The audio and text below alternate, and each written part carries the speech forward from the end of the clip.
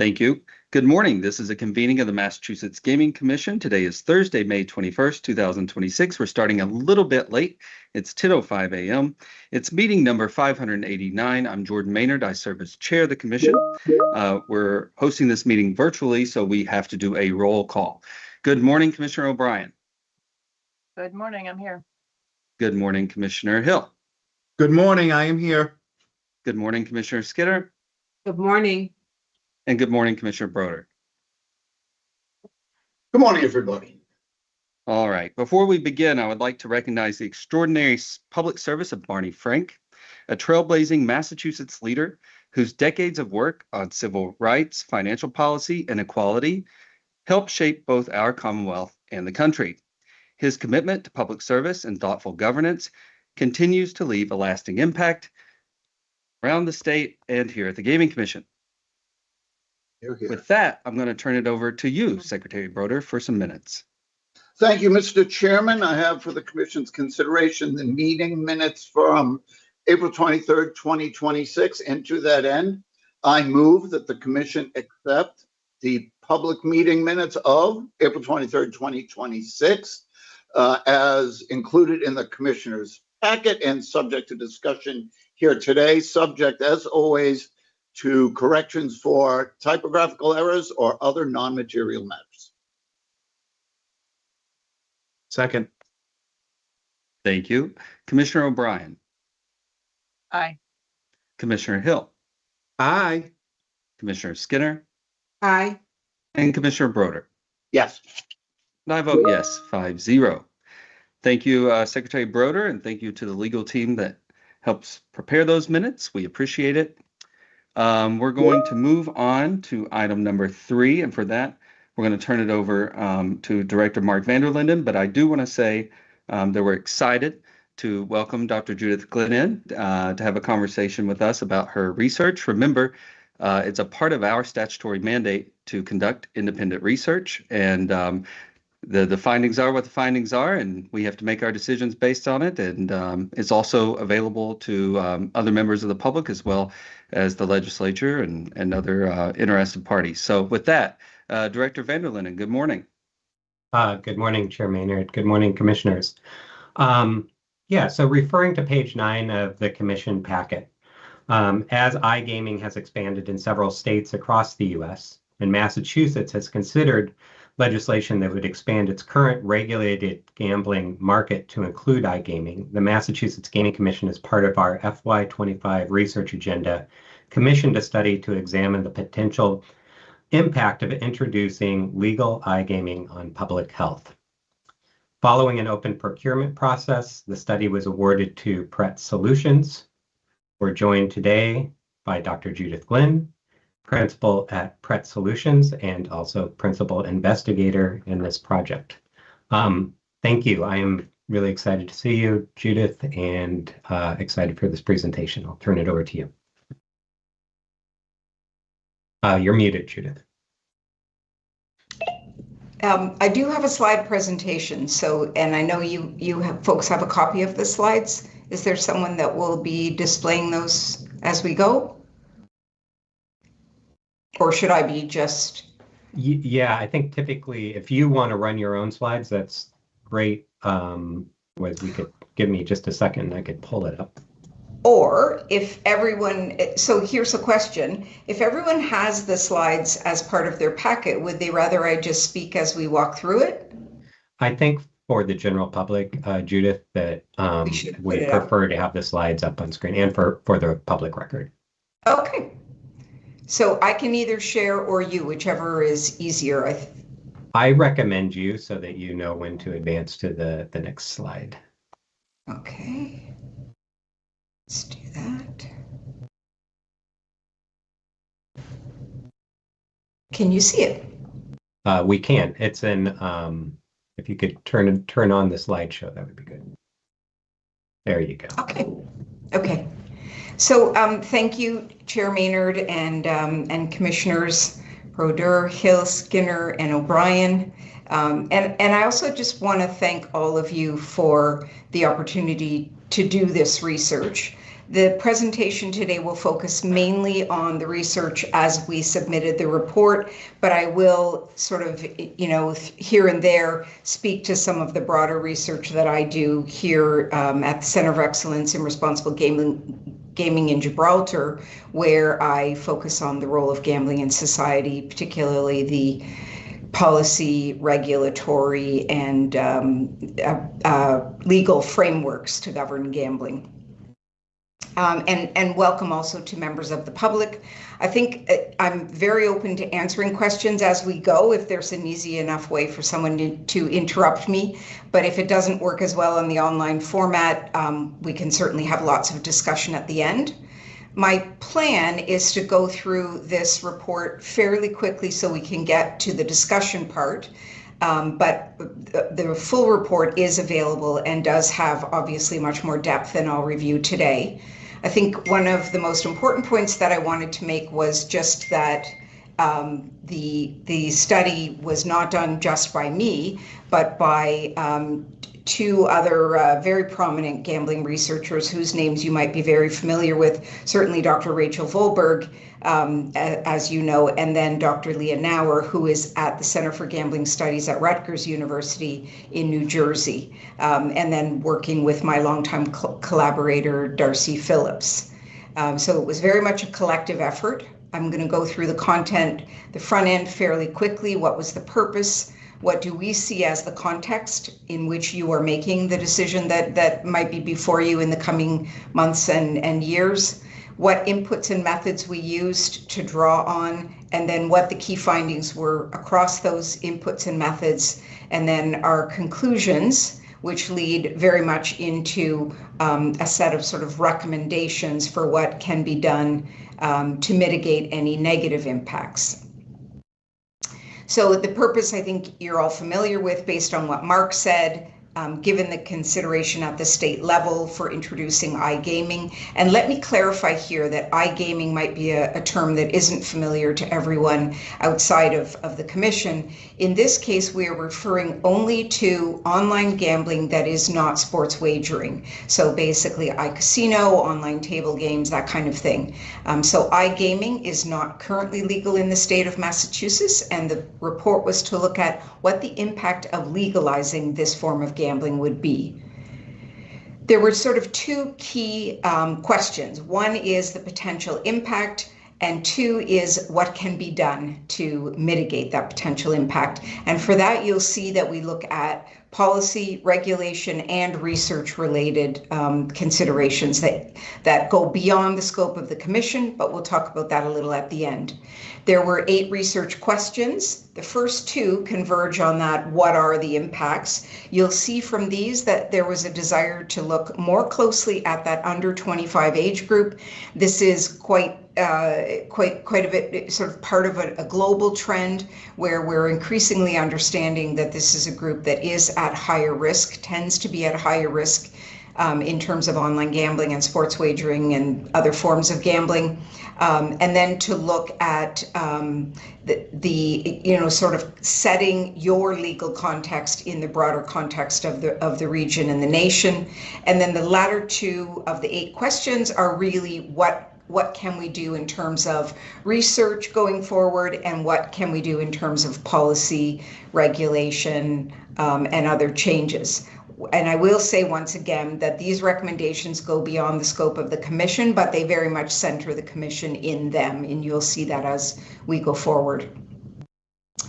While the setting of context was actually one of the inputs, as you'll see, I've kind of mixed the order here. There were 5 research inputs, and one of them was to look at the context in which you might be making your plans going forward.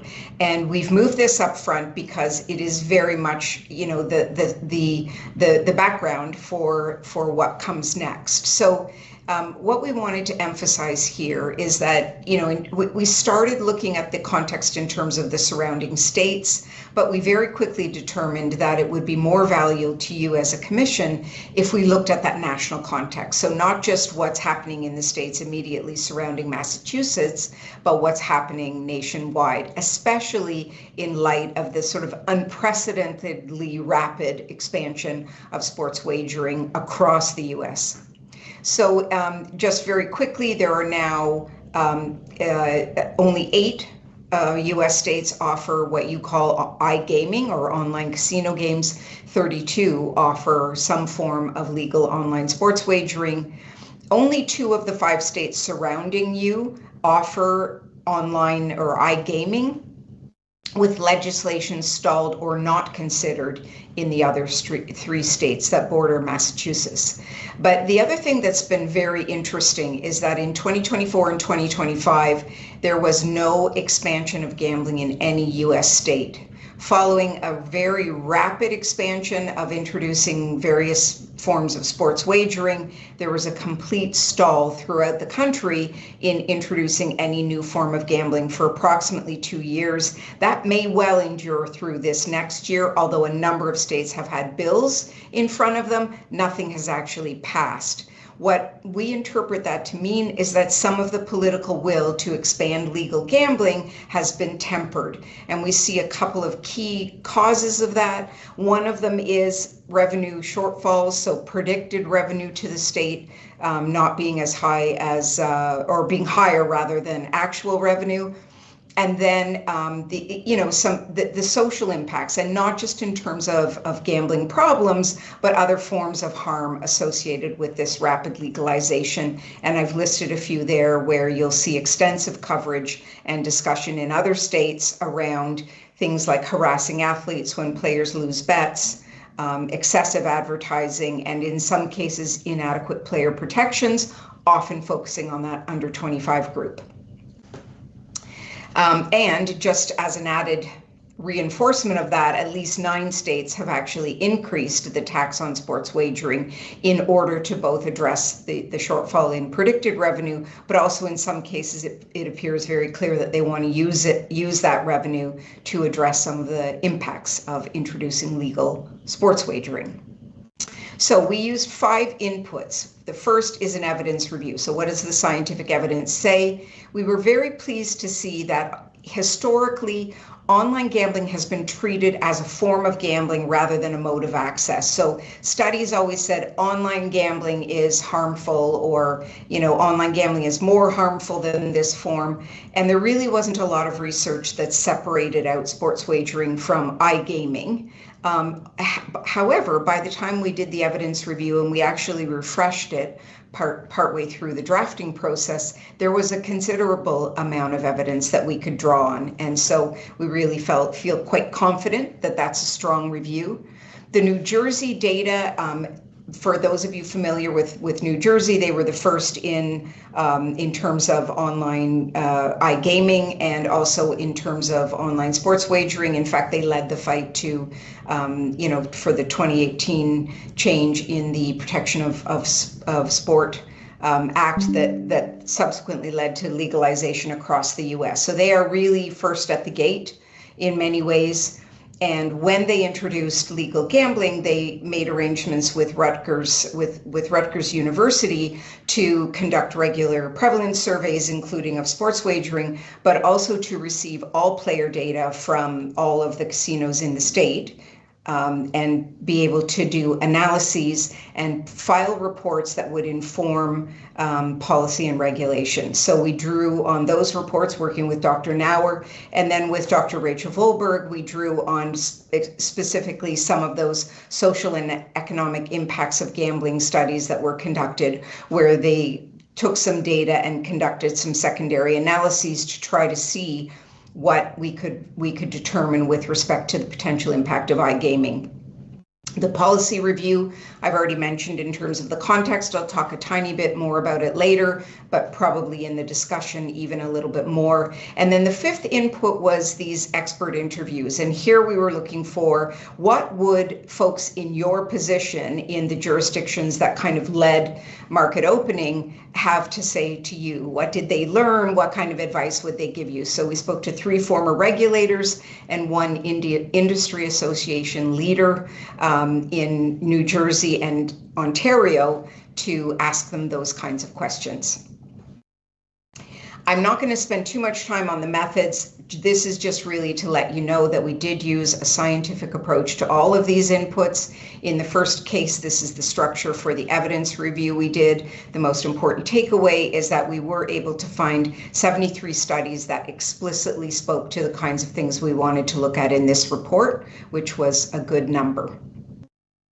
In terms of New Jersey, this was not secondary analysis. This was extracting findings from previous reports. So Dr. Nauer went through prevalent studies, reports analyzing player data, and then player data regarding sports wagering. So since they legally introduced sports wagering. And so we had insights drawn from across those 3 types of reports, and that formed the New Jersey chapter.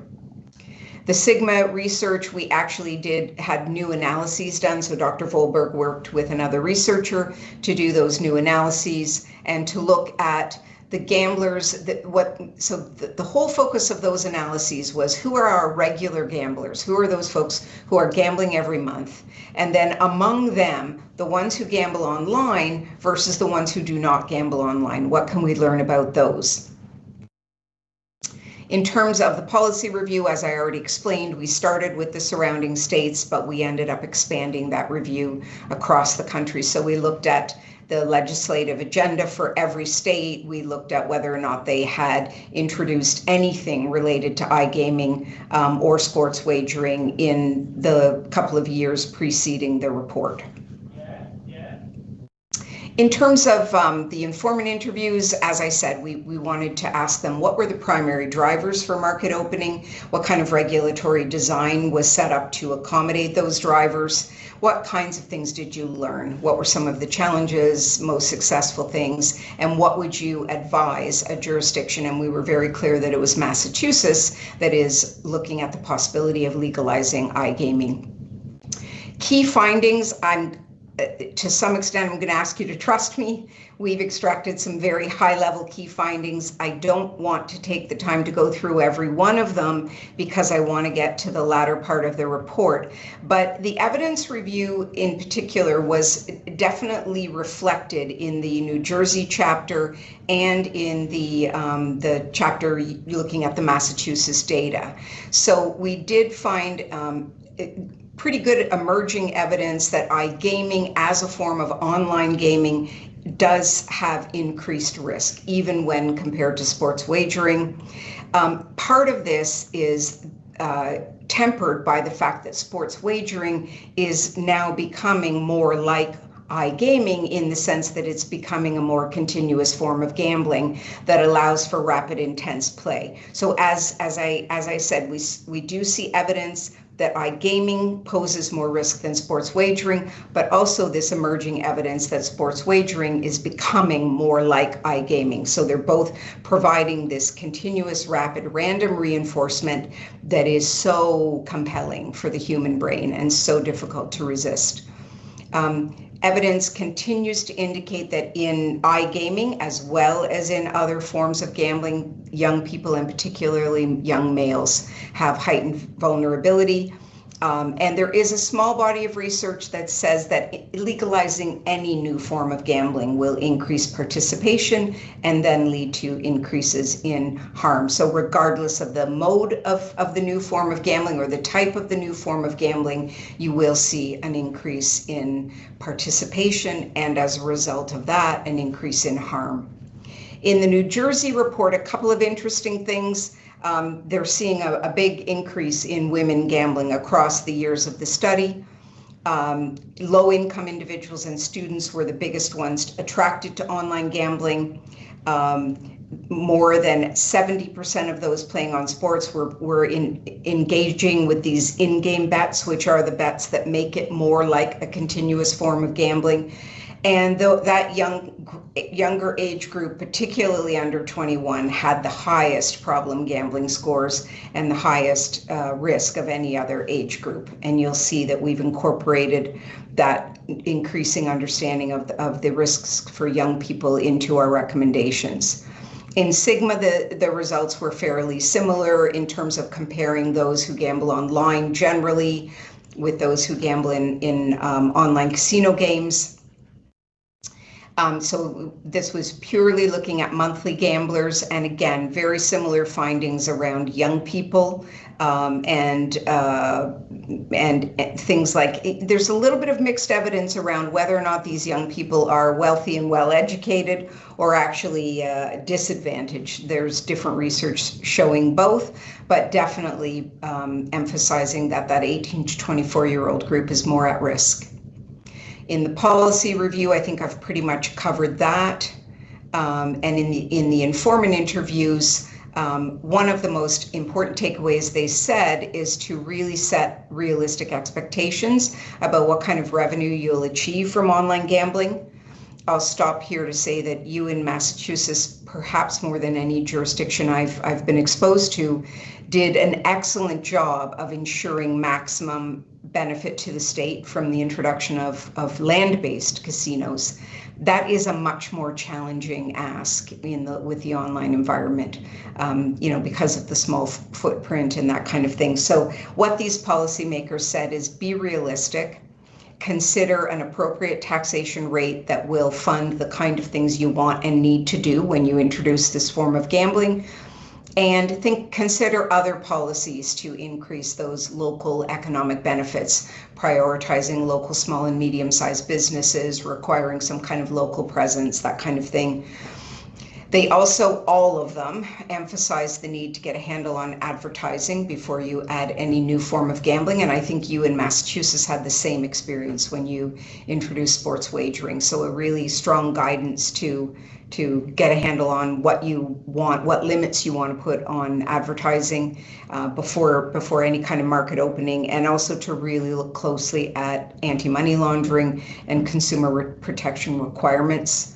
A rigorous research program, and then a very important takeaway that leads to some of the recommendations at the end, which is that a regulated market does not eliminate the black market. And so there are still things you're going to need to do to channel your domestic customers into a legal market while combating that illegal market. So in terms of the conclusions, what are the expected public health impacts? Evidence does suggest that legalizing of any new form will increase participation. Increased participation can be expected to lead to increased risk and harm. That will fall disproportionately on certain groups that are probably already vulnerable. I mentioned young people, non-white populations. There's very good evidence, not just in Massachusetts and New Jersey, but in the broader literature. And certainly those who are already socioeconomically disadvantaged, they will experience more of the harm, or they'll certainly be at risk of experiencing more of the harm. Online gambling is definitely, players are more likely to experience harm in that environment than land-based. You already have that in terms of sports wagering. And while we really debated about whether or not we think problem gambling rates will change, we're not confident that they will change at a population level because the percentage is so small. But we do think that among certain population groups, there is a chance that problem gambling rates could increase. And that gambling advertising, again, that sort of beast that you need to wrestle, has been shown to lead to increased risk, participation, and harm, and particularly among those groups that are already vulnerable. So that would include young people, but also gamblers who are at risk. It's been shown that the advertising is more triggering for them. In terms of the risks to young people, I think we have a strong sense of that. What is perhaps the most distressing, there are sort of two things that I think about when I think of this young adult age group. And the first is that tragically, they are more likely to experience the most severe harms, and that includes suicidal thoughts and suicidality. So it's very important that we consider protecting them. And The other thing is that, we really need to think long term about what we're doing as a society. These are the future mortgage holders and parents and contributors to the economy. And here they are at a very young age getting into financial trouble. There's evidence showing that the consequences for them in terms of their creditworthiness and their ability to borrow money and everything are fairly serious. So there is a very compelling case for paying special attention to your young adult audience. And we are able to say that when we're trying to look at that relationship between iGaming itself, so not online gaming in general, but iGaming itself, and there is this debate, even in the research community. If you put a group of researchers in a room, they'll have a big fight over whether or not it's online gambling in particular, or any particular form of online gambling like slot machines, or whether it is that breadth of involvement. So breadth of involvement means that the more forms of gambling I engage in and the more modes of access I use, let's say I play on my phone, I play on my desktop at home, I go to the local casino, that all of that breadth of involvement increases the risk that I will experience harm from my gambling. And so introducing any new form does contribute to offering that increased breadth of involvement to those gamblers. And there is, as I said, some evidence that even when you control for that factor, that involvement, that breadth of involvement, it is still iGaming that seems to be one of the more problematic or higher risks forms of gambling. So what can you do about it? And this is the stuff that I love. This is the area where I do a lot of my research and my work. We have proposed 12 strategies across 5 key principles. And I guess what I want to emphasize is that to some extent, these recommendations will provide some kind of direction that you as a gambling commission can decide to undertake or not. But some of this is, as I said, it's outside the commission's power. And that is that we see the need for expanded direction and resources to MGC and to other agencies to do what needs to be done. We think that provisions need to be embedded in any new bill to legalize. So it's the lesson from other jurisdictions and from all the evidence is that trying to fix it afterwards, for things like advertising or expanded regulatory powers or enforcement powers, all of that has to be embedded in the new bill. And in particular, I can speak to you about why we think you need to enhance the tools and powers of the regulator. And then we also propose a research agenda. So this slide, very high level, gives you those 12 recommendations across the 5 principles. And if it's okay, I will give you a quick summary of these, and then I think we can have hopefully some discussion about what we mean by some of them. So when we say making harm minimization the foundation of regulation, we also mean of legislation. If harm minimization is the primary objective, then all of the decisions get weighed against that. And that would include looking at harmonizing protections across all forms of online gambling. Another thing that, I referred to the fact that sports wagering is increasingly viewed as that very compelling continuous form of gambling, but that is also happening with lottery. And so, when we talk about the risks of developing harm from gambling and what forms of gambling are the most compelling, what I would say to you is that all 3 major forms of gambling are converging on that similar customer experience that is so compelling and that can lead to harm. And that's why we're recommending a harmonization of protections across all of them, including things like age of access. We also see the need for multiple levels of protection, and we think of this almost like as a funnel. So in terms of your broader population, you want to protect them from that excessive advertising. You want to monitor the public health impacts. You want them to understand that if you are introducing a legal iGaming product, how to find it, where to find it, and why it's important to use that one rather than unregulated and illegal offerings. So you really want to have this broad communication that is to everyone in the state.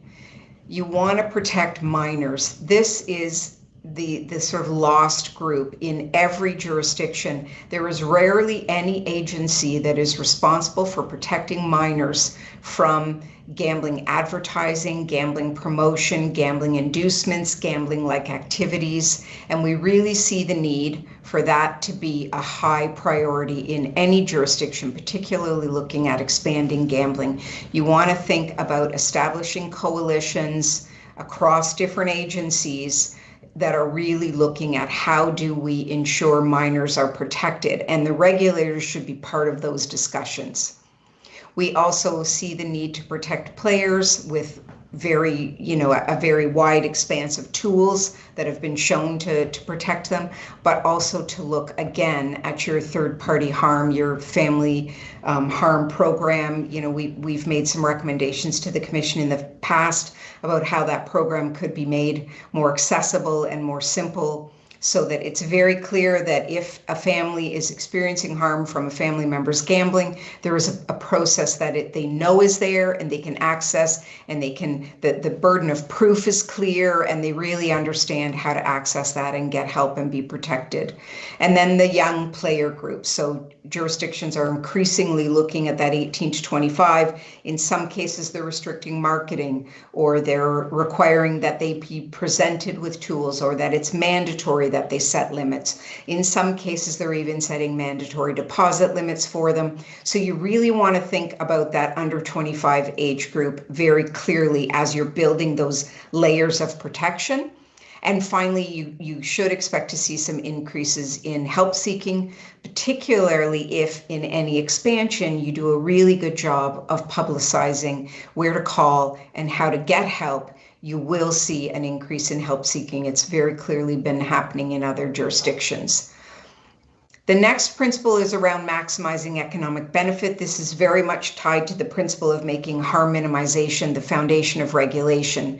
This is really being realistic about what taxation is suited to the Commonwealth's needs. There is actually a little bit of information in the report looking at some research done that modeled what happens if you increase the tax rate to the rate at which your residents would be drawn to illegal offerings. So what the industry has said is, if you tax us too much, we can't be as attractive, we can't offer as many bonuses and inducements and types of games and promotions and things like that, and so you're driving players to the black market. Well, there's some pretty solid research that suggests that you can tax at a fairly high rate before that starts to happen.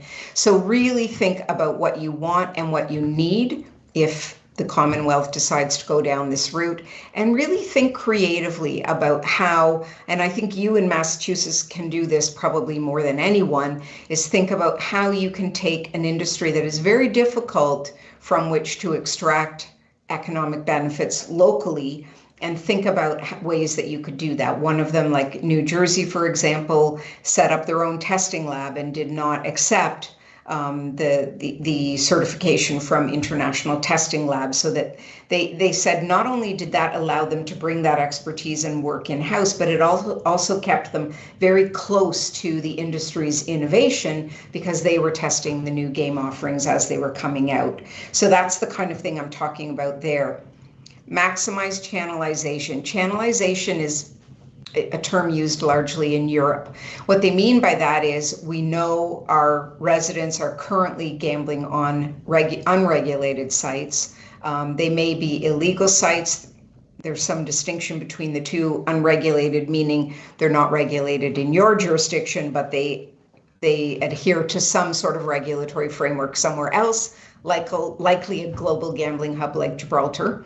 And then illegal, meaning there's just no accountability to any regulatory framework. And the reason that you need to get on top of this is because of the tremendous opportunity for corporate crime that happens, especially in that illegal market. So when we talk about channelization, you really need your residents in Massachusetts to understand the tremendous value and importance of gambling on regulated offerings, and not feeding a machinery of corporate crime in that illegal market.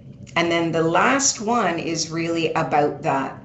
And, you know, it's still astonishing to me, although I think the reckoning will come, that platform providers are able to freely allow the flow of advertising and promotions and influencer endorsements of illegal products, not just to people of legal age, but to children and minors.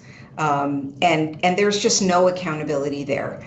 It is very challenging for the state of Massachusetts or even the nation of Canada or anywhere else to tackle this alone. However, there are some really good examples in other parts of the world where they are putting those resources together and really tackling the unregulated and the illegal market. And so for this, we're suggesting very strongly get on board with those other initiatives, whether it's collaborating with other countries, intrastate collaboration with other agencies in your state, establish clear lines and links with law enforcement and with like advertising standards. And, you know, in Australia, for example, they will go after your license to be a corporation, that kind of thing. So really get on board and collaborate inside the state and externally and work towards that collaborative enforcement. And this is where I would like to talk a little bit about the broader research that I do. And that is to say that 25 years ago, if you established a regulatory framework for any sector of the economy, they would come. Everyone wanted to be licensed so they could provide that product or service legally to the people in your state. That used to be the case with gambling. If you licensed a gambling operator, you were licensing the customer-facing part. You were licensing financial transactions and you were licensing marketing and game development and platform provision and data aggregation and trading rooms and all of it. But two things have happened. First of all, the industry has vertically disintegrated to an extreme degree. And it's not the only part of the economy to do it, but what we see in the gambling sector is quite astonishing. When you're licensing a customer-facing business, you're not licensing the critical supply chain, and you need to start doing that. You need to establish a licensing framework that captures that critical supply chain that you once captured 25, 20, 15 years ago, but is now dispersed. So you need some sort of a B2B critical supply chain licensing scheme, and you need to bring them into the fold. And then regulators now, I'm seeing this one jurisdiction at a time, but they are being equipped with the ability to police the perimeter. So right now, regulators pretty much worldwide are only mandated to look at compliance of licensees. What new jurisdictions and new legislation are looking at is that as a regulator, you have either some responsibility, some resources, or some coordination with other agencies in the state to go after companies that should be licensed and are not. And so that sort of policing the perimeter. And I guess that summarizes in a very big way what we think needs to be done in terms of public policy, regulation, and legislative change. And then to complement that, coming back into your, sort of fully into the remit of the Massachusetts Gaming Commission, there are some very specific things that we think you should do or do more of if you're already doing it. I know you're very close to obtaining the player data from your land-based operators.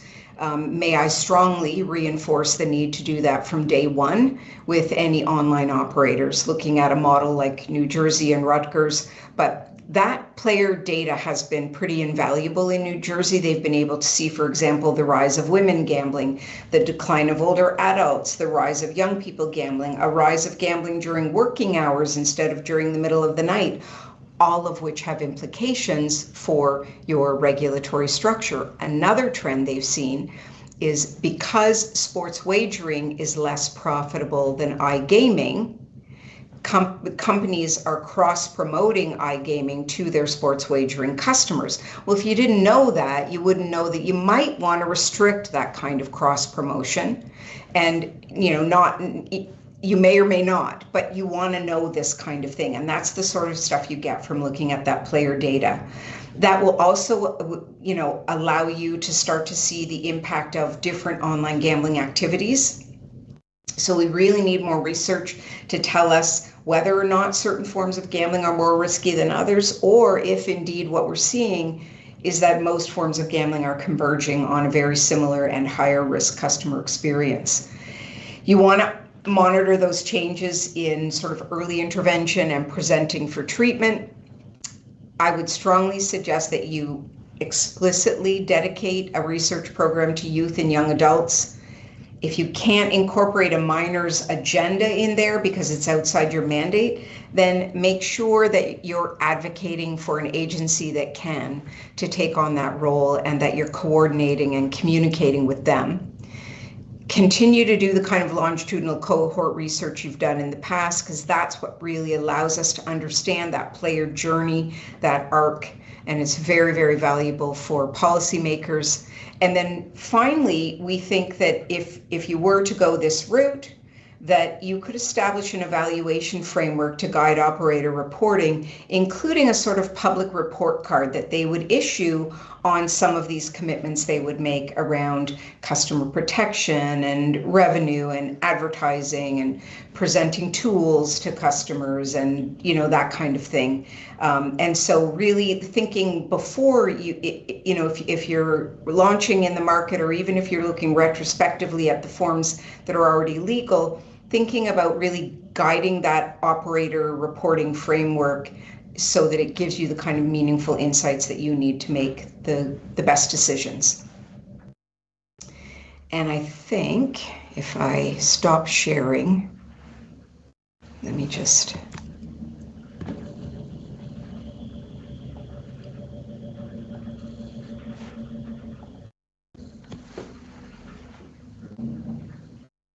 Oops, did I lose my meeting? Oh, You're here.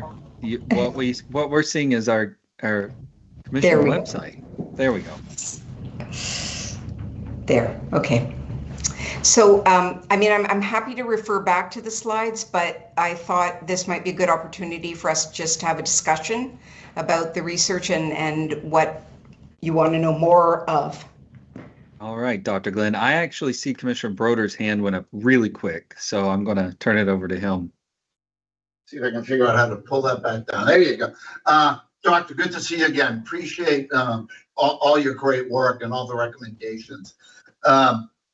You spoke a lot about what I think like velocity of play, right, or continuous play, and all the tremendous research that's going on to that and pointing to that's kind of the future of the marketplace.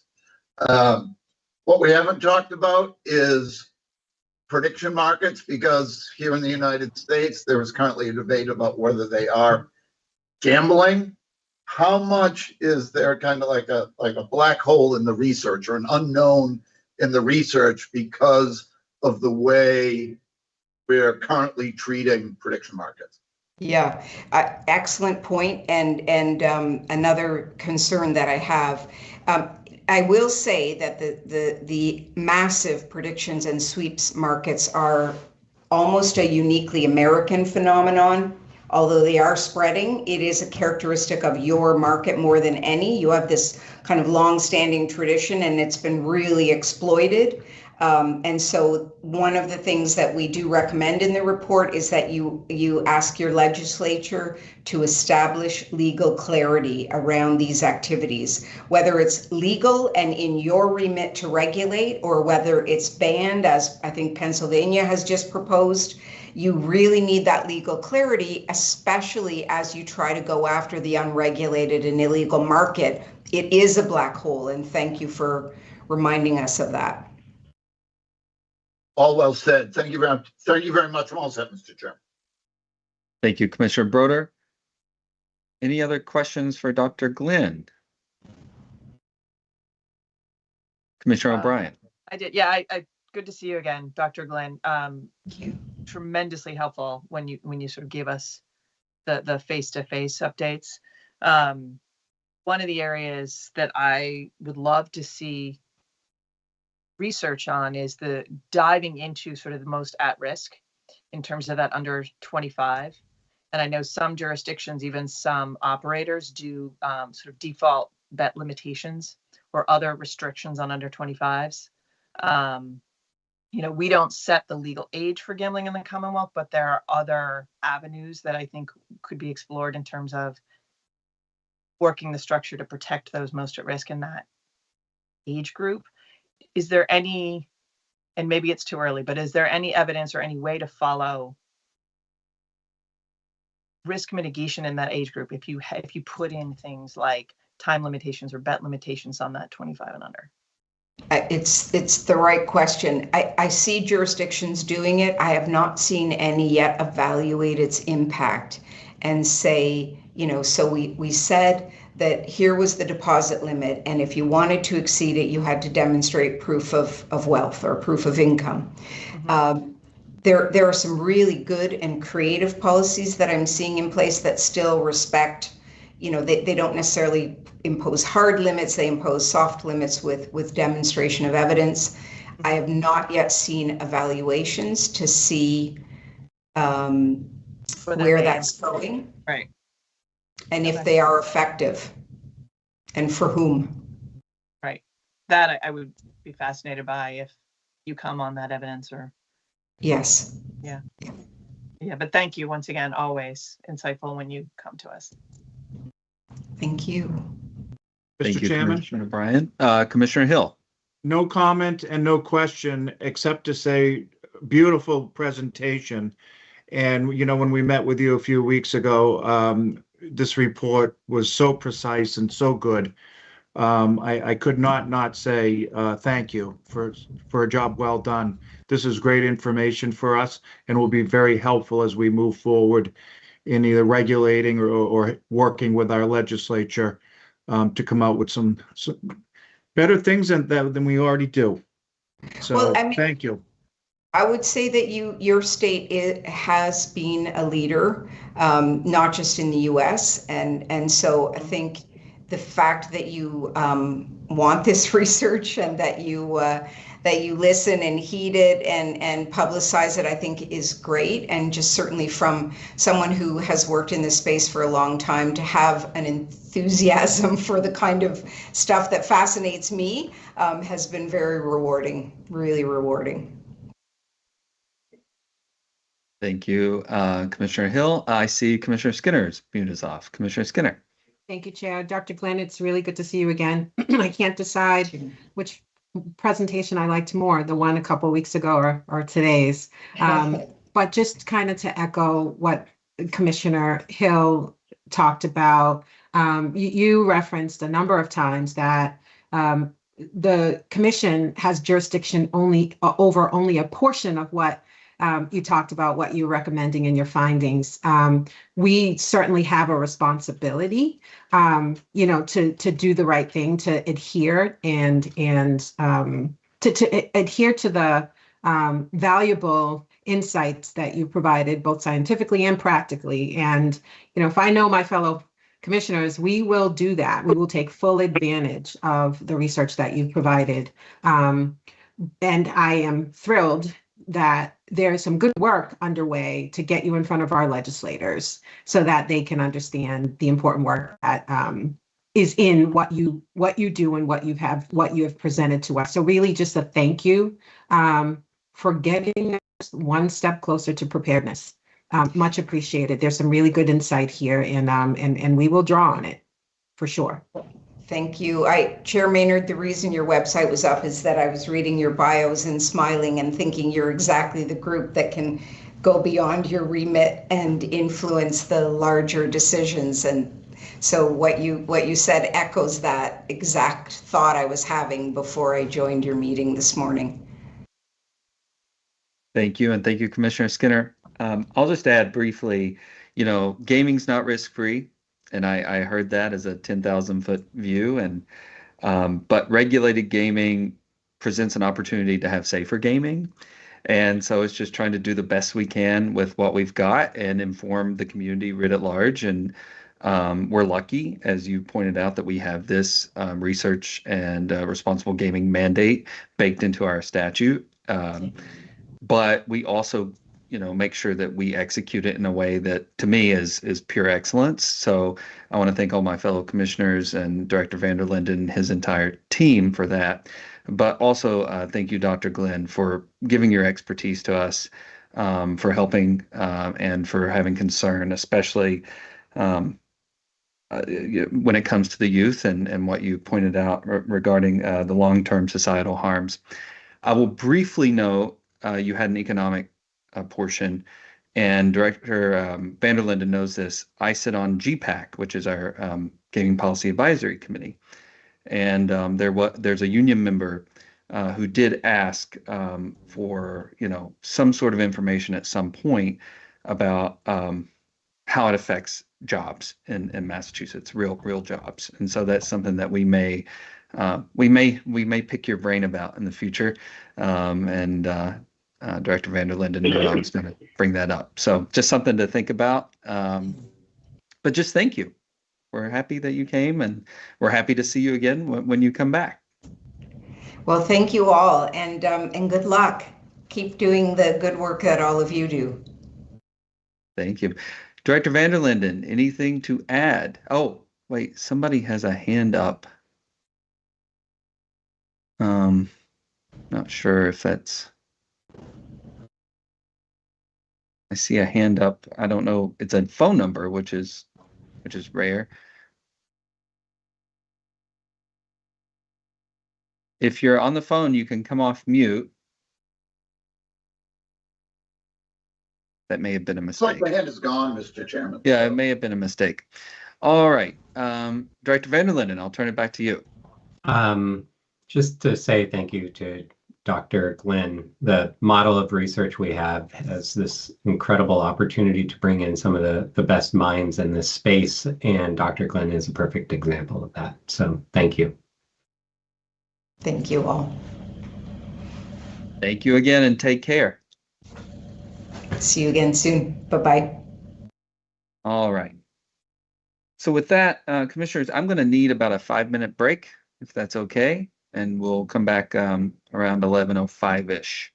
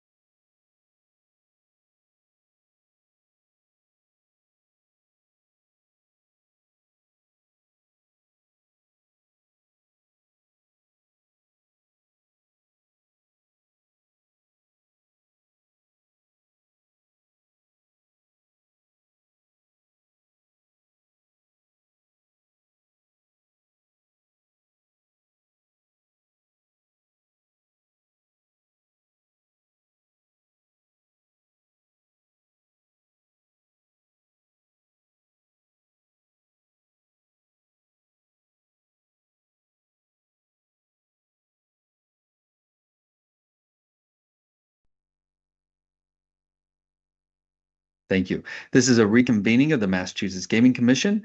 We just took a break, and so we have to do a roll call since this is virtual. Good morning again, Commissioner O'Brien.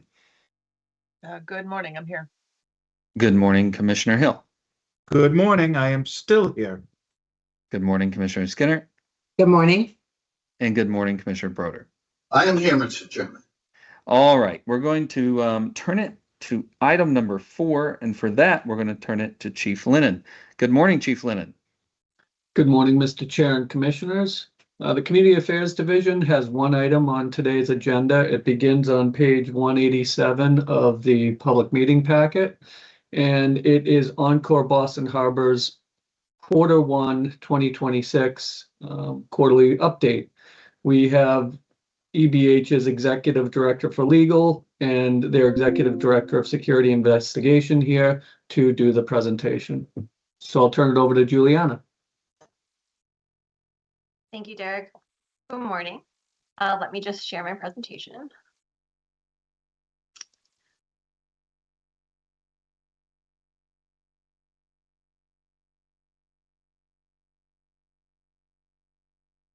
Can everyone see that? Great.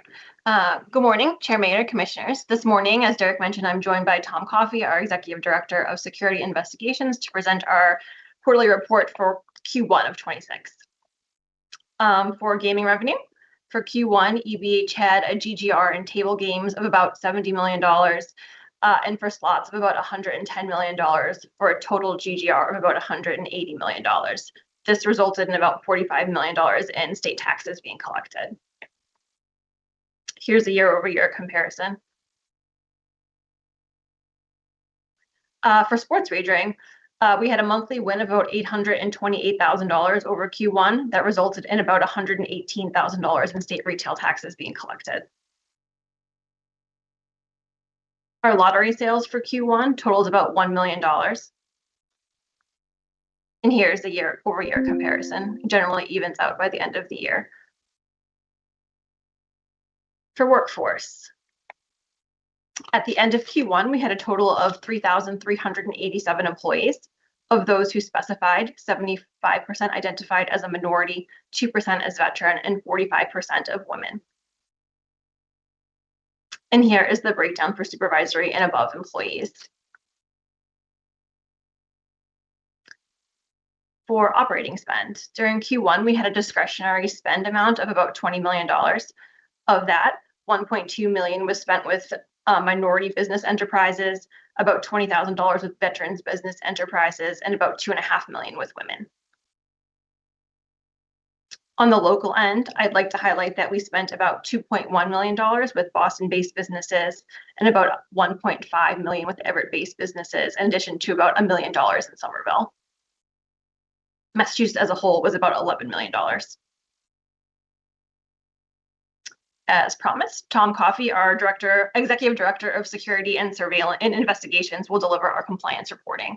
Tom, I think you are here. Yeah, before I we am. get to Good morning. Tom, can I? Sure. Sorry. Sorry, Tom. I just had a question for you back to the workforce composition, employee supervisory and above slide. Yep. So the numbers there for women, 45, 40, 41. Maybe I'm wrong. They seem lower to me than I've sometimes seen in the past. I know your goal is a little higher than that. Can you speak to why the numbers are where they are? I will check on the past numbers. To be honest, our turnover is extremely low as a general matter, but especially with supervisory and manager and above employees. So I'm not sure exactly what any change may have been caused by, but I will certainly look into that and get back to you. Okay. And then the 40% as opposed to 50. Any insight as to that? For supervisory and above for women, is that specifically what you're talking about? Yes. Yep. No, I actually don't, but I will look into that and see if I can dig up an answer. Okay, great. Yeah, if you can get back to me on that, that would be great. Sure, absolutely. Thank you. Sorry, Tom. No, good morning, Chair Maynard and Commissioners. I'd like to recap the first quarter for underage gaming and minor protection. So during the first quarter, approximately 1.5 million guests entered the casino floor, guest visits. Out of those, there were 8 underage persons that made it onto the gaming floor. Of those 8, 3 actually gamed, and 2 of them played table games and slots as well. As far as consuming alcohol, 3 out of those 4 that 3 out of the I believe all the persons that gambled also may have also consumed alcohol, or it's part of that group of 8. And then there's an asterisk on, we did have a person at Rare Steakhouse, which we reported someone at the table shared a drink with an 18-year-old male, so a family member. We did in the appearance of full disclosure, we wanted to report that as well. Longest person on the gaming floor was 6 hours and 45 minutes. That person had used their brother's identification. And ironically, a little backstory in that the reason we discovered him was his mother called the casino, and she learned from a friend of her other sons that her son was on the gaming floor. So that was a little refreshing. Usually we don't get that, but so that's how we discovered that person. But I think overall, obviously we always strive for 0, but if you look at it statistically, it's a 0.00053 error rate on the floor for underages. Now there may be others that we didn't catch, certainly, but it's always a priority of ours. But I'm happy with our team under very challenging circumstances.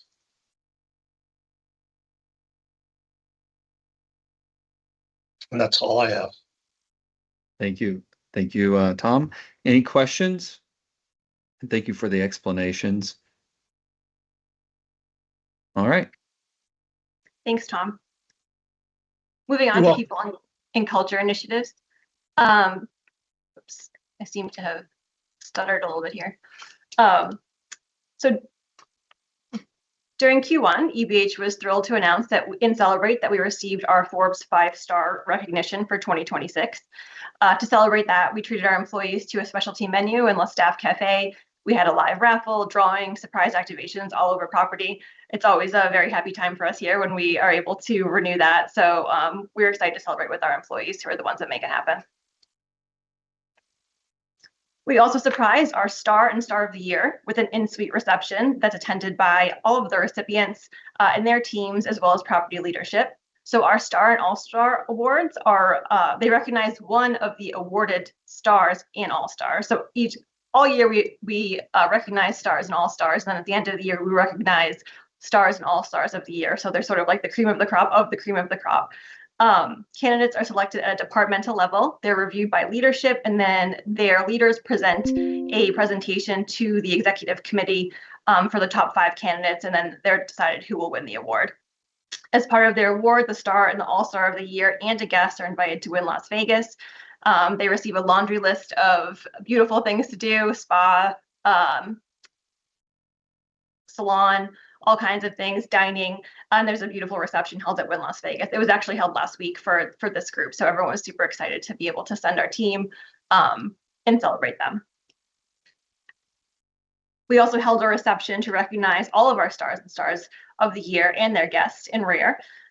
It's also a lovely evening. It's always one of our favorite evenings of the night, celebrating all of the hard work that these people do all year long.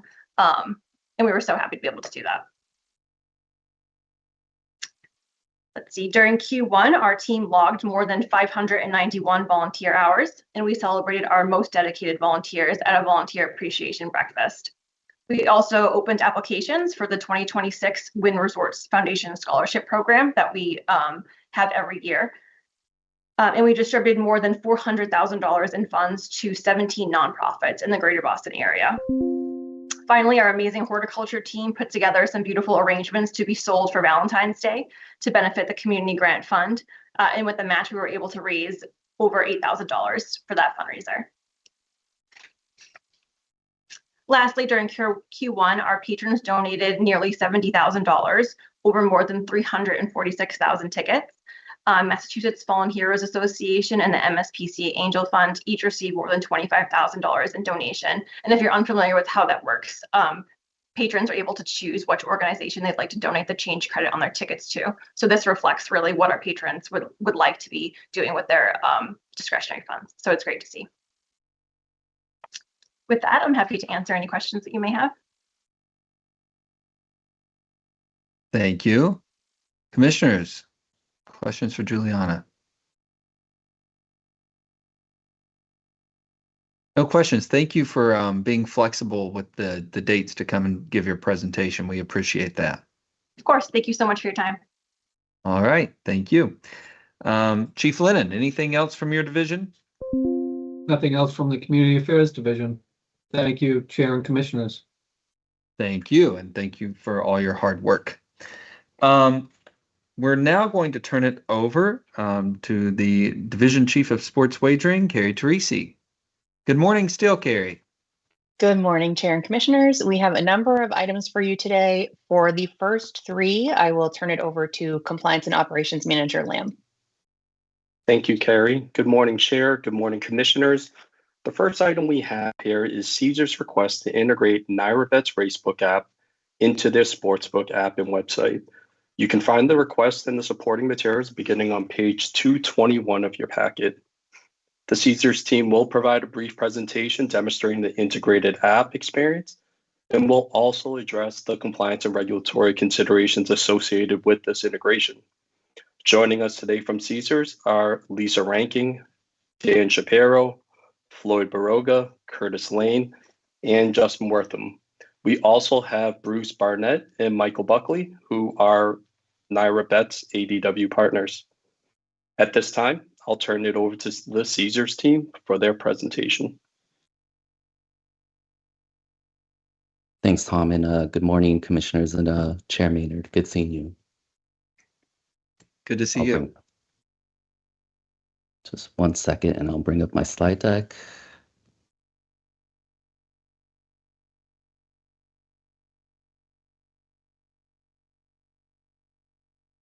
So today we're going to outline our racebook integration within Caesars Sportsbook. My name is Floyd Baroga, Vice President of Product and Tech Compliance for Caesars Entertainment.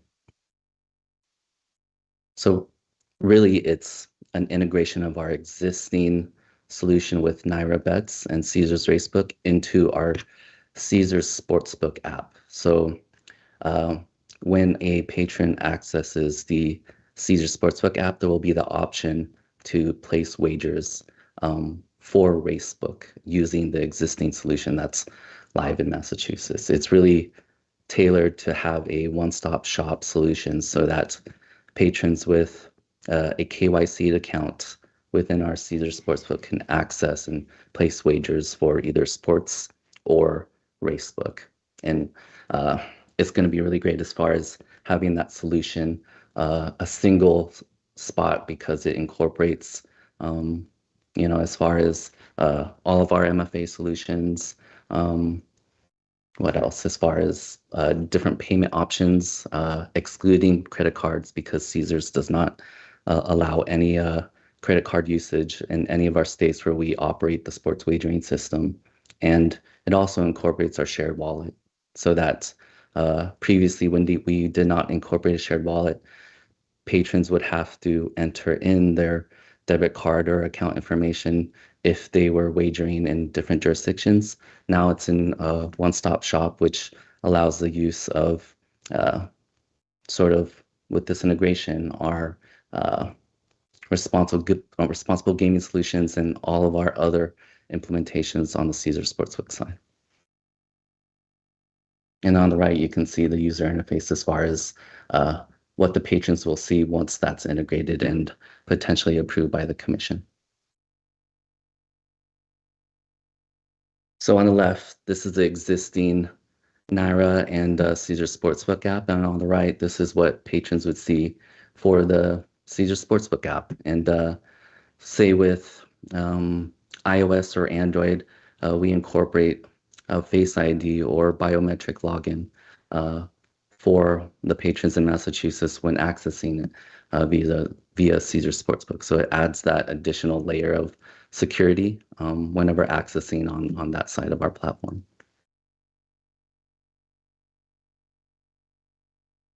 And then here is the options on the left side is again the existing Racebook app with your payment options, and on the right is our Racebook / sportsbook integration. It's very straightforward.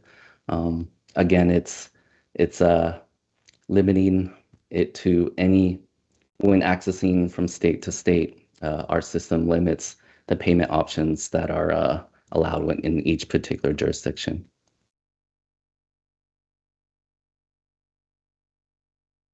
And then here, this is the view for a Racebook patron on both sides. Because this is a client window into the NIRA system, it's very similar and familiar to the existing patrons on both sides. So, and also once we have this integration, our customer service team that has been very suited to handle any support across sports and Racebook would be able to support each side or any questions, whether it's race or sports.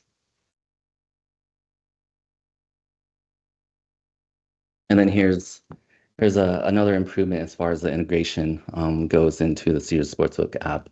On the left is the current RG information and options for a patron, where they can call, email, or have a list of frequently asked questions. But within the Caesars Sportsbook app, any patron, including Racebook patrons, would be able to use all of the responsible gaming solutions that are offered through and regulated through the commission, such as gaming limits, cool-off, reality checks, everything that is required and everything that Caesars implements on top of that.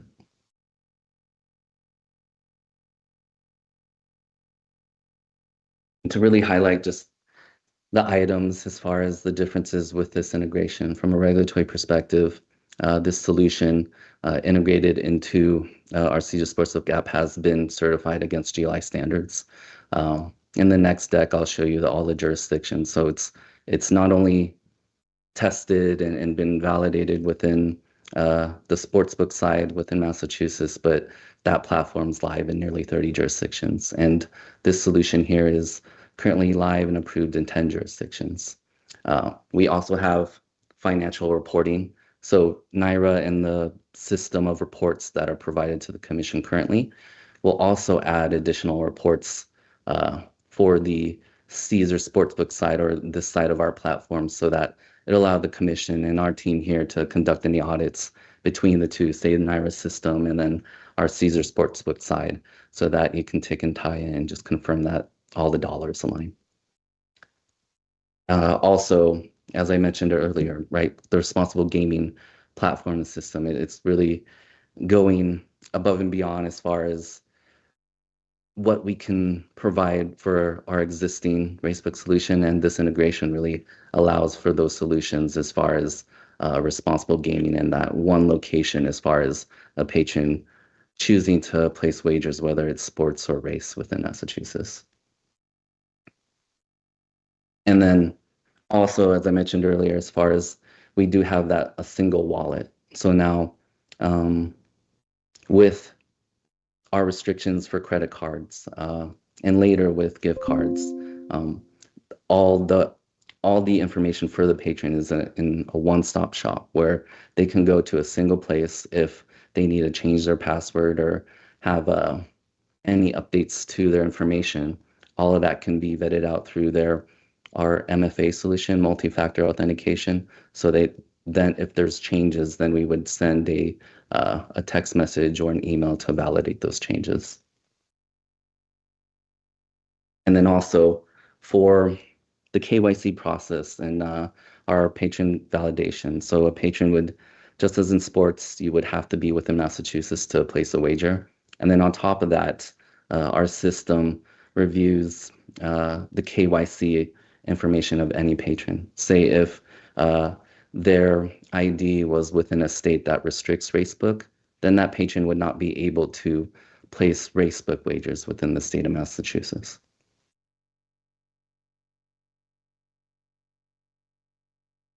And as far as the technical side, right, this system has been live and vetted out through a number of jurisdictions, right? Not only through the NYRA portion, but also Caesars Racebook. So this will not be the first go around as far as Racebook, and as far as our internal controls, our operational support, customer service, our development team, we're very versed as far as this implementation, since if this is approved, this would be the 11th jurisdiction or state that this integration has been implemented with.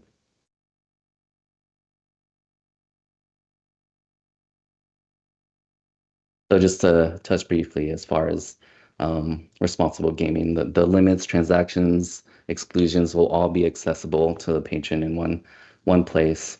Age restriction, it would be 21 or up across sports and race. And note that Caesars, whether a jurisdiction allows 18 and up gaming, we restrict that in all jurisdictions where this system is allowed to 21 and up. Our terms of service will outline the integration with NYRA, and there are no changes as far as the internal controls as how we operate the racebook. And if there are any changes, then Lisa Rankin's team and Curtis would apply those changes with the commission.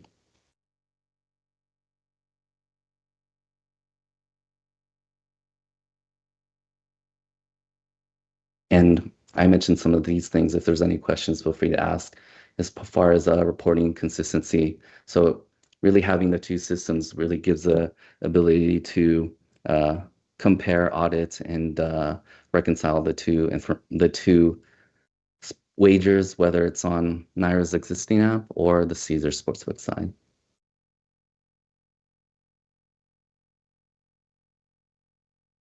And here, we first launched this integration in April of 2025. These are the 10 jurisdictions, including Kentucky, right, or very big horse racing states. This is New York and Illinois.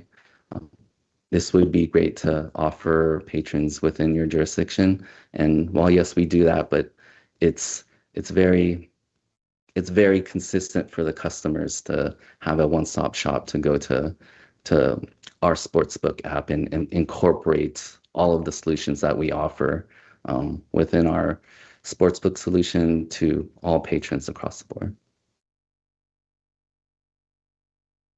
And with that said, that's all we had for today, and we can field any questions that the commission may have. Thank you, Floyd. Commissioners, questions for Caesars?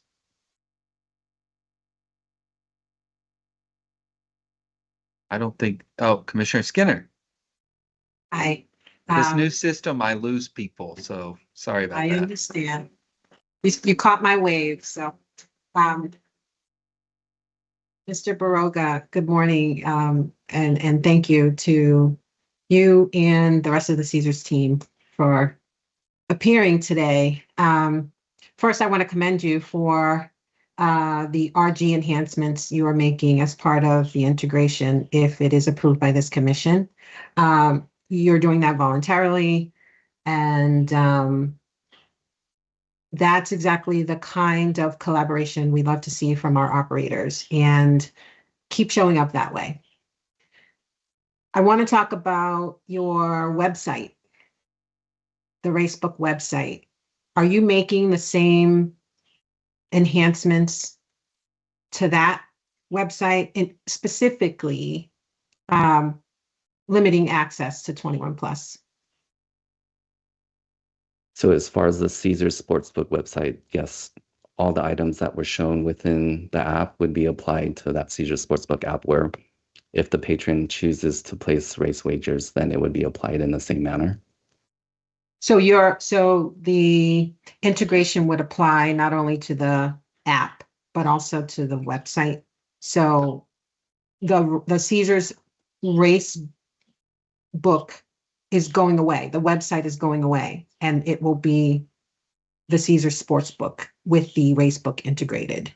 So the existing Caesars Racebook website and mobile app will still operate with NYRA.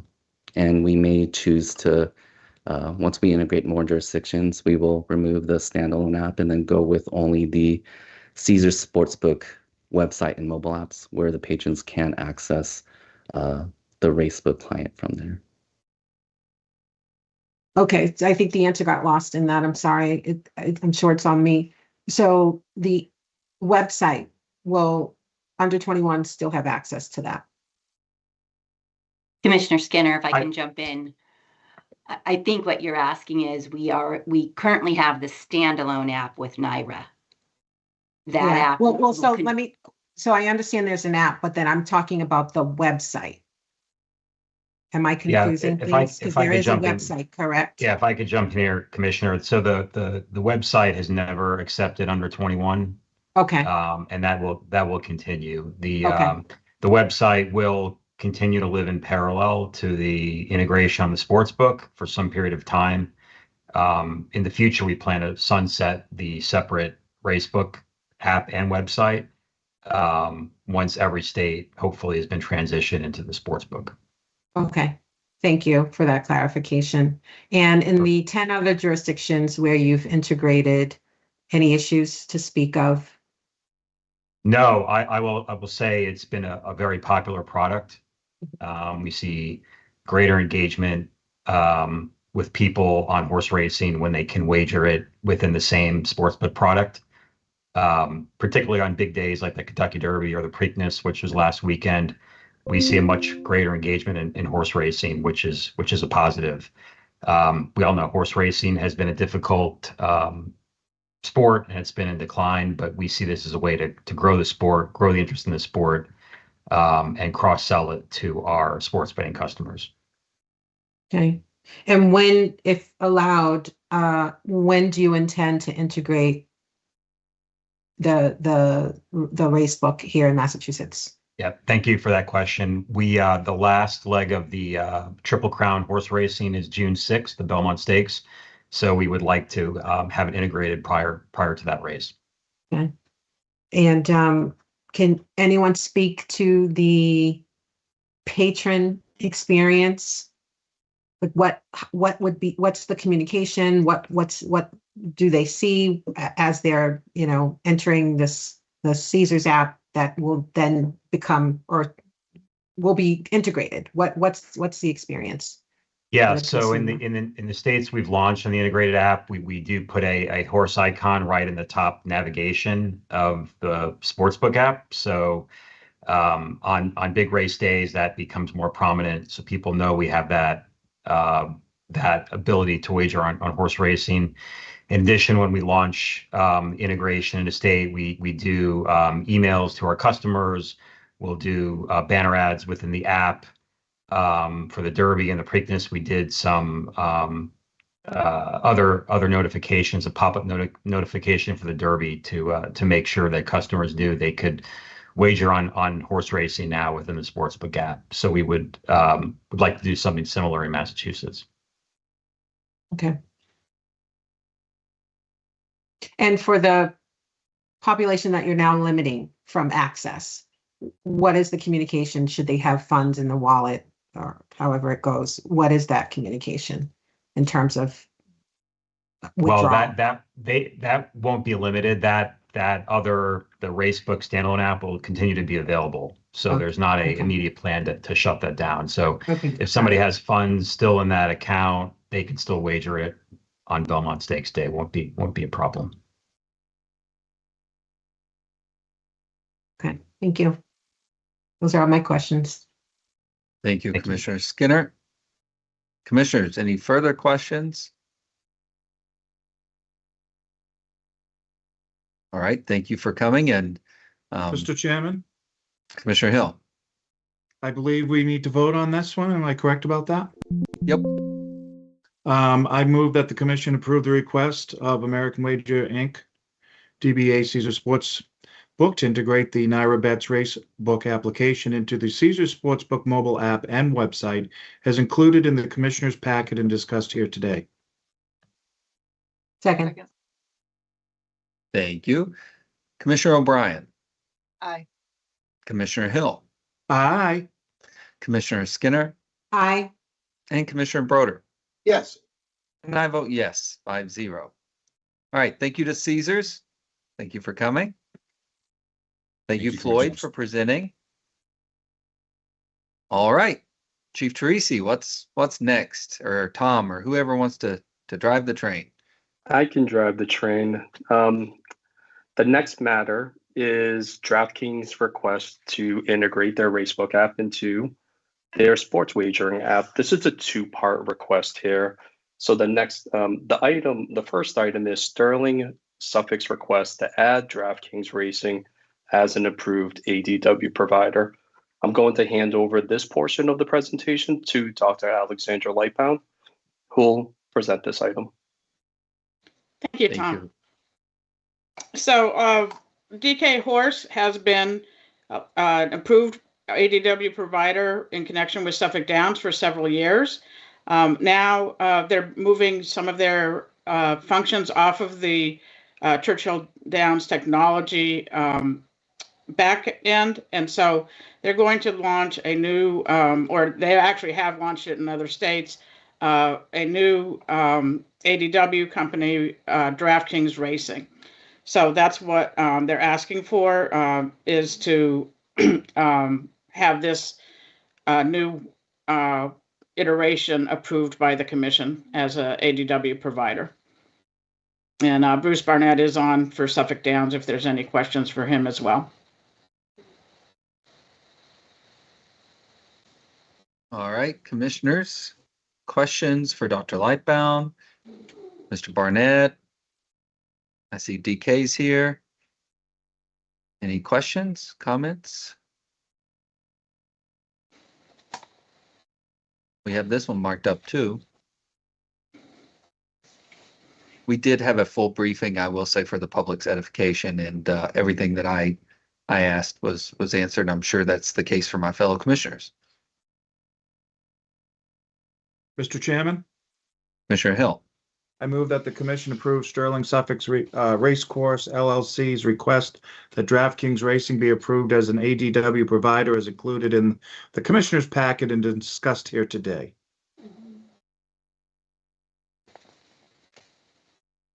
Second. Thank you. Commissioner O'Brien. Aye. Commissioner Hill. Aye. Commissioner Skinner. Aye. Commissioner Broder. Yes. And I vote yes, 5-0. All right. Thank you for coming, Mr. Barnett, and I see Mike on and everyone else. So thanks for coming. Tom, I think we're conducting the train, not driving it. So going back to you for that. I'll go back to driving it here. We'll move over to the next agenda item. DraftKings request to integrate their racebook app into their sportsbook app. You can find their request and supporting materials beginning on page 233 of your packet. Similarly, DraftKings will provide a brief presentation demonstrating the integrated app experience, and will also discuss the related compliance and regulatory considerations associated with their proposed integration. Joining us today from DraftKings is Chris Cipolla, General Manager of New Verticals, as well as outside counsel for DraftKings, Bradley Fisher. Chris, I'll turn it over to you. Thank you very much, Tom, and Chair Maynard and members of the commission. Thank you for allowing us to appear today. As Tom mentioned, my name is Chris Cipolla, and I am the General Manager of New Verticals at DraftKings, which includes our offering. Mr. Fisher is going to share the screen and can just walk through a brief overview of our history and what we are asking the commission of today and why we are seeking to do so. So if Brad, if you could please go to the next slide.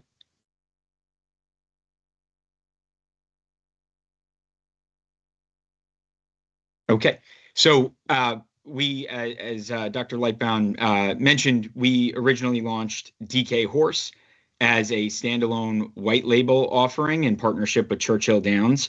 DK Horse is an offering that is on the Churchill Downs technology stack, so they have operated that product. We've been a marketing partner, but customer funds and the actual platform itself was controlled by Churchill Downs.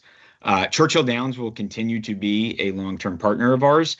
We've entered into a 10-year agreement with them to continue our partnership into this next phase, which includes required tote services via United Tote and some other services that Churchill Downs will provide, such as content acquisition and race settlements. We were granted our hub license from Oregon earlier this year to begin operating DraftKings Racing, which is our rebranded horse racing offering that is integrated into the DraftKings Sportsbook.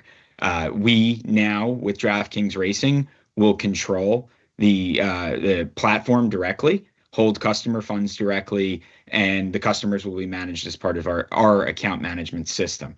We are live right now actually, since we've submitted this application, 2 more states have approved DraftKings Racing, and we've gone live, those being Colorado and Idaho, in addition to the states listed on this slide. We also, earlier this week, received approval to launch DraftKings Racing in California. As we launch DraftKings Racing, we will retire the DK Horse brand and offering. So the only way in which our customers will be able to wager on horse racing will be via DraftKings Racing.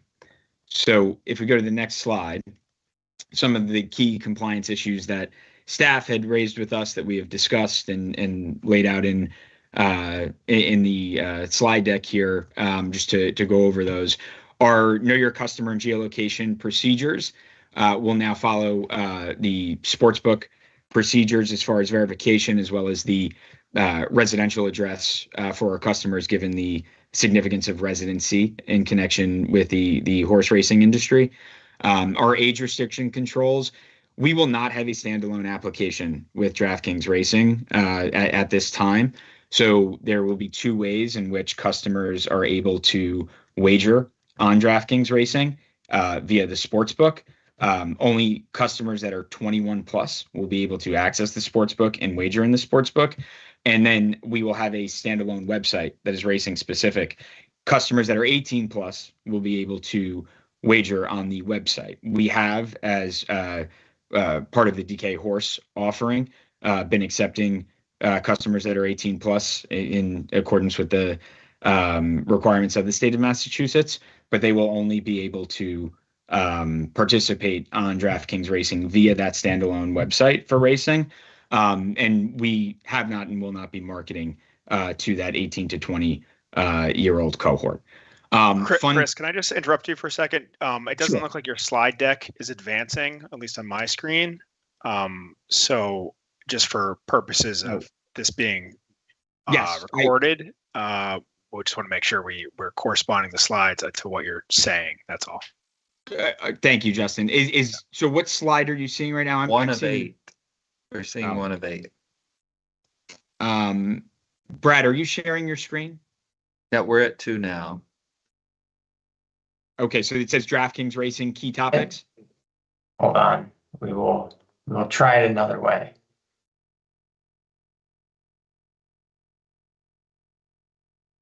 So we're at that horse racing overview that you gave us earlier.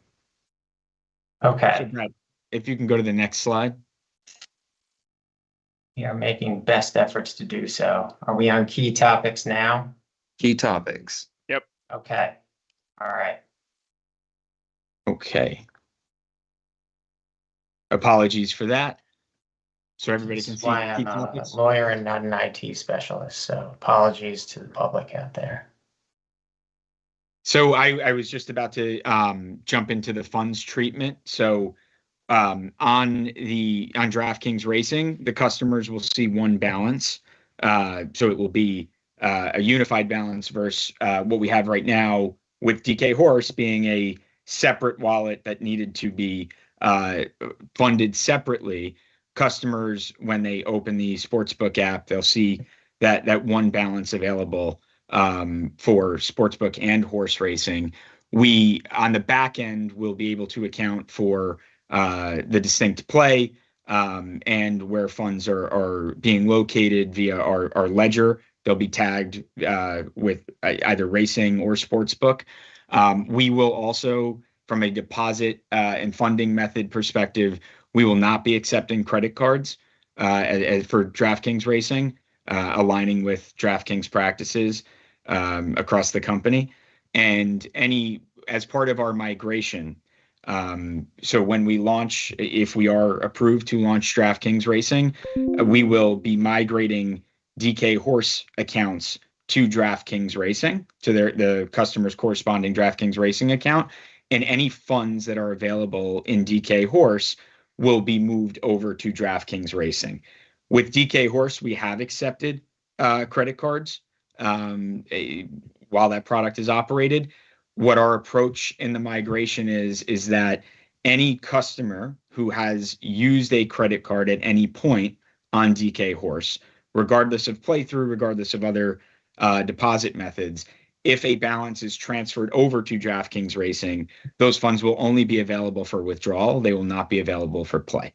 So it's just a matter of making sure that customers have access to their funds and can take them off site, but they will not be able to do anything else with those funds. From an RG responsible gaming tooling perspective, very exciting that we are moving onto the DraftKings platform. We will have the full suite of responsible gaming tooling that DraftKings makes available for our racing customers, which is not something we've been able to do while the offering was on a third party's platform.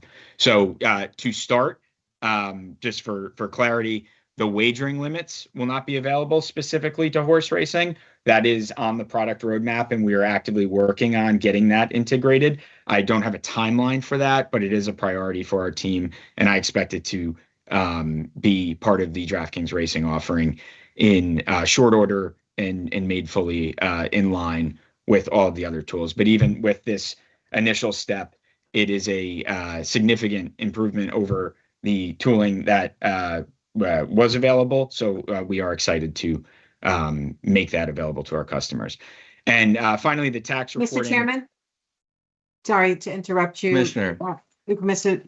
Cipolla, could you repeat that? You don't have a timeline for what exactly? So the specific feature of wagering limits, all other features are available that are part of our responsible gaming offering. Wagering limits specifically to horse racing are not available as of this date. It is being worked into the product roadmap. I just don't have a specific date that it will be available. Just a follow-up question. So in the other jurisdictions that DraftKings Racing is in play, do you have those wager limits available? Wagering limits are not available on DraftKings Racing right now at all. Okay. And you have no timeline. It just, why is that? I'm sure that doesn't speak to the prioritization that DraftKings puts towards the enhancement, but just could you say a little bit more about the thinking there? It's just, why is there not a timeline, and what steps does the operator need to undertake to identify a timeline? Just where is that? Because it's great that, and I'll say the same thing to you that I said to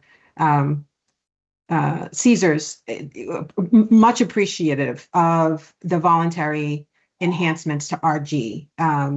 It shows good faith, and I'm sure my fellow commissioners are pleased that you are heading in this direction. But could you say more about what the situation is with respect to identifying a timeline to include this aspect of the RG enhancements? This specific tool required bespoke work that is part the platform team that works on responsible gaming tools in balance with all of their initiatives across the company and all of the work that they do. It's a matter of fitting it into that roadmap, which the team is actively investigating. It's just something, given when we launch this, I just don't have a date certain, and I wouldn't want to misspeak or misrepresent any timeline for that. But again, I do view it, Commissioner Skinner, as a priority. It's something that, as the general manager of this offering, it's a focus of mine. So I don't have a date right now, but I hope to have one soon. Okay, will you commit to just keeping our sports wagering division in the loop if this is allowed to move forward in terms of the integration? Would you commit to keeping us in the loop in terms of your progress to get to the end of that roadmap, to actually identify some real information, real data in terms of what it needs to take to get this implemented and when you think you'll be able to do that? I'd be happy to stay coordinated with staff on our product roadmap timelines. Absolutely. Okay, thank you. Sorry for the interruption. No, thank you, Commissioner Skinner. Very similar to questions I had in my 2x2. And I will say, to use a horse analogy, I don't look a gift horse in the mouth. So I agree with you, Commissioner Skinner. The commission is glad that they're willing to do this voluntarily for that product offering.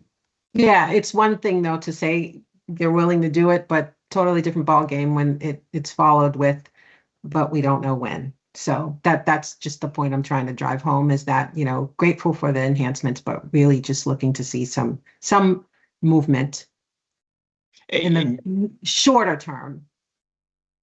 Understood. And I just will reiterate that even without the wagering limits, which again, I'm not diminishing, and it is a priority, and I will keep staff updated on our timelines, the step up in tooling that is available by integrating the horse racing offering into DraftKings Racing versus what is available to the public now is important and significant, and bringing it closer to what our team has built internally is an important step forward. Not all the way, I recognize that, but it is an important step forward.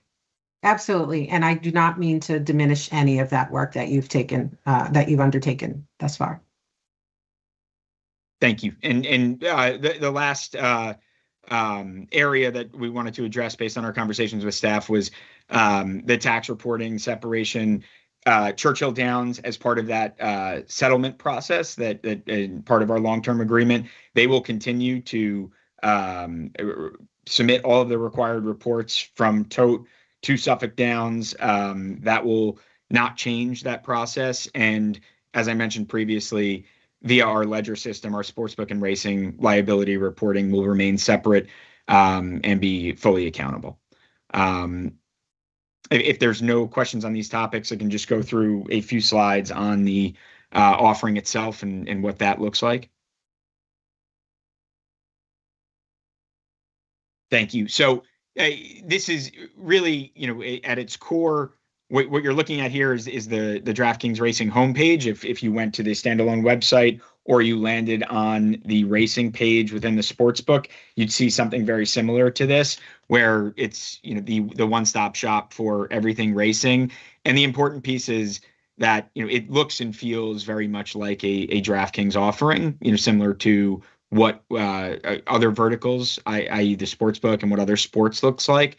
And by having horse racing on our technology stack integrated into our sportsbook and into our platform, we control the roadmap. And we think, I was listening to Caesars speak, and we've seen similar engagement from our existing customer base, or especially around tentpole moments like the Kentucky Derby, like Preakness.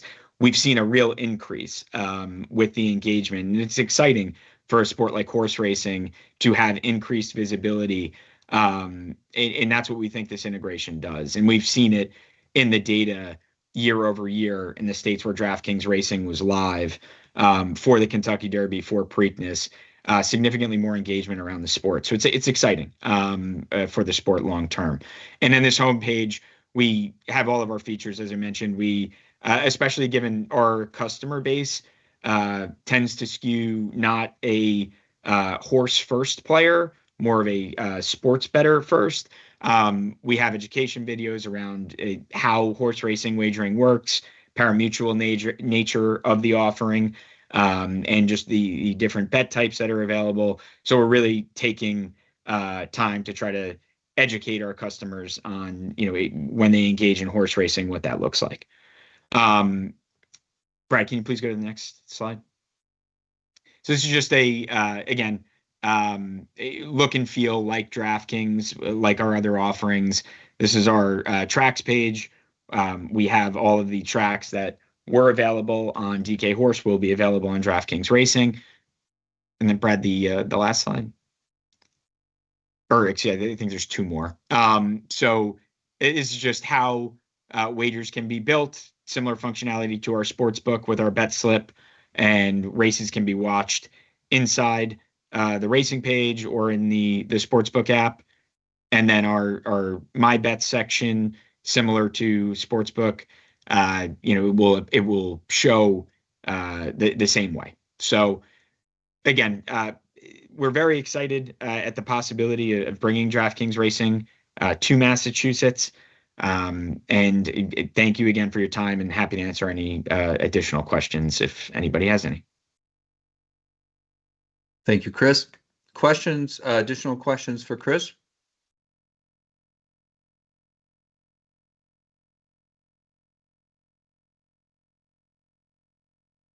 Commissioner Skinner? Yeah, just when do you anticipate integrating? Similar to Caesars, with the third leg of the Triple Crown being run in a couple of weeks with the Belmont, we would love to have DraftKings Racing live in the Commonwealth prior to that race. Okay, and what would be the communication to patrons? So what we've done typically is we've had multiple days of communication. Ideally, 5 to 7 days that communication starts prior to, given that we are migrating DK Horse to DraftKings Racing and that app will be retired.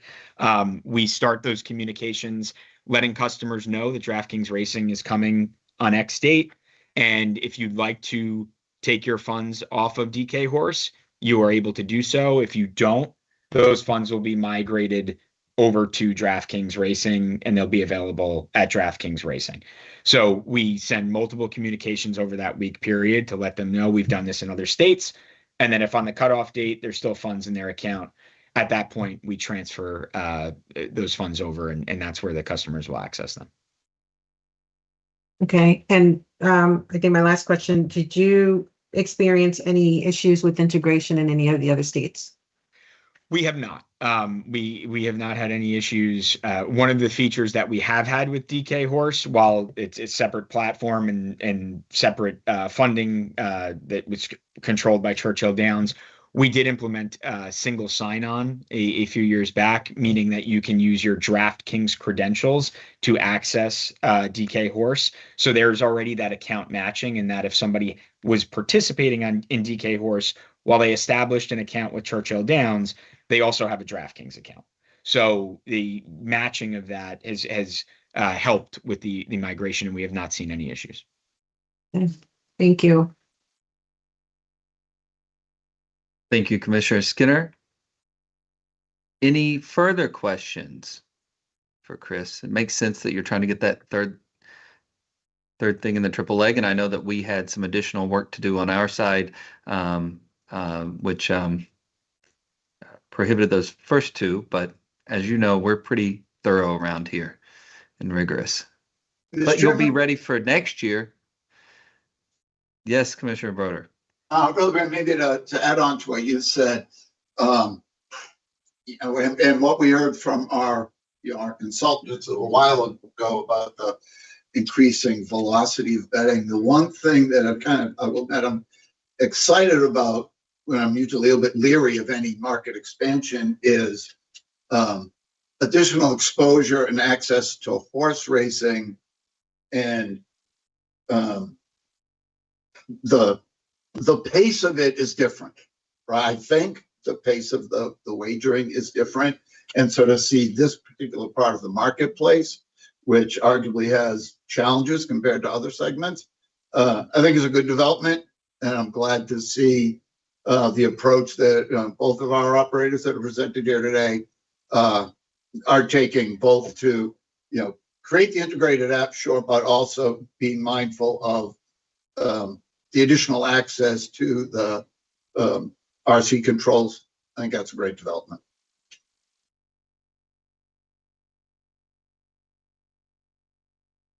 Thank you, Commissioner Broder. Any further questions, comments? Commissioner Hill? No, all set. I'm trying not to hog all the motions, Mr. Chairman, so.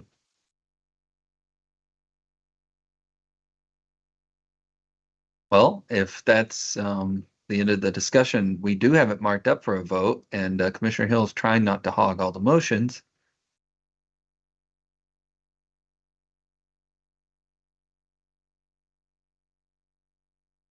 Commissioner Skinner, I see your mute is off.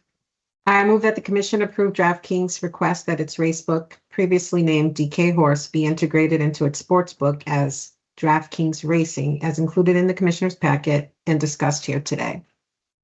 Second. Thank you. Commissioner O'Brien, Aye. Commissioner Hill, Aye. Commissioner Skinner, Aye. Commissioner Broder. Yes. I vote yes, 5-0. All right. Thank you very much. Thank you, Chris. Good to see you. Good to see you, Bruce. And everybody else that joined. All right. I am we do need just another 5-minute break. I apologize. We need just a 5-minute break.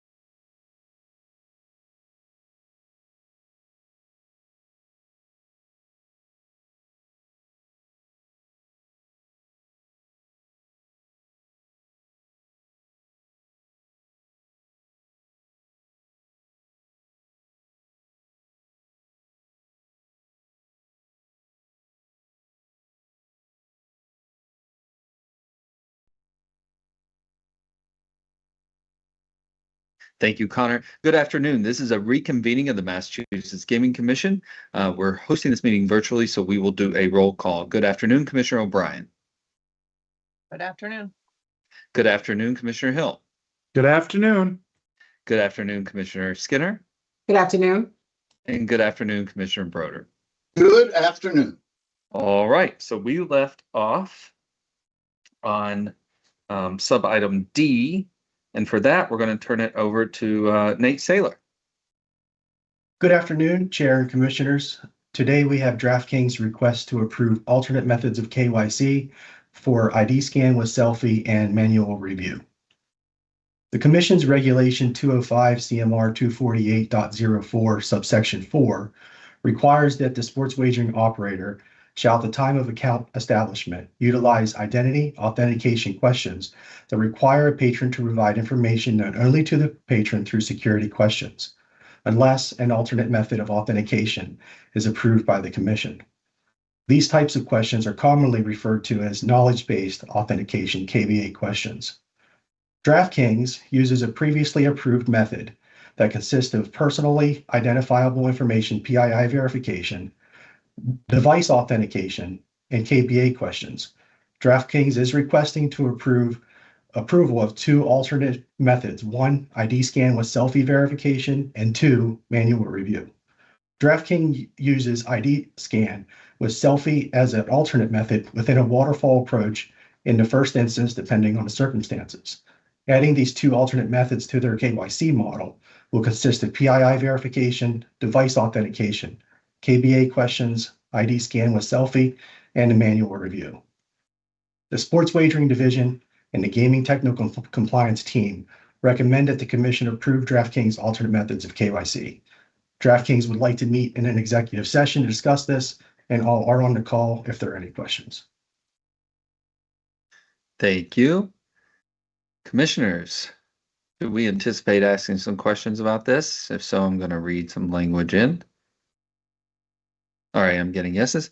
All right, the Commission anticipates that it will convene in an executive session in conjunction with its review of DraftKings methods of KYC in accordance with General Law Chapter 30A, Section 21A7, General Law Chapter 4, Section 726N, and General Law Chapter 23N, Section 6I, to review certain materials in connections with the sports wagering operators' processes and perimeters during account creation related to customer verification and authentication, as these matters relate to cybersecurity within the Commonwealth, the public discussion or disclosure of which is likely to jeopardize public safety or cybersecurity, and further, which constitute trade secrets, competitively sensitive information, or proprietary information, the disclosure of which would be detrimental to the operator.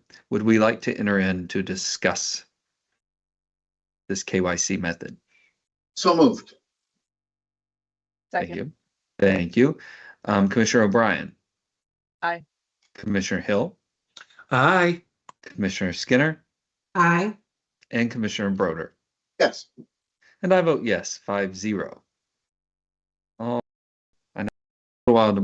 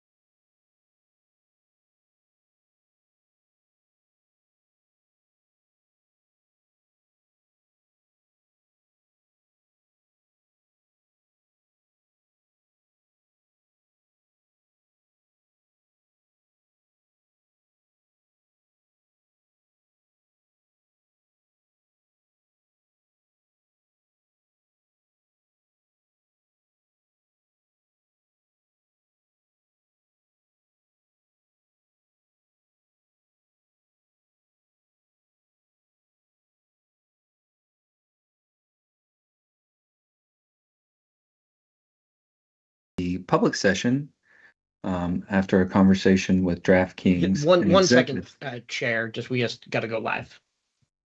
Oh. Okay. I'm getting Sorry used to about it, that. guys. Thank you. We're entering back into the public session after a conversation with DraftKings, an executive session regarding their KYC methods. Commissioners, any questions that we need to do publicly? And if not, do we want to make a motion?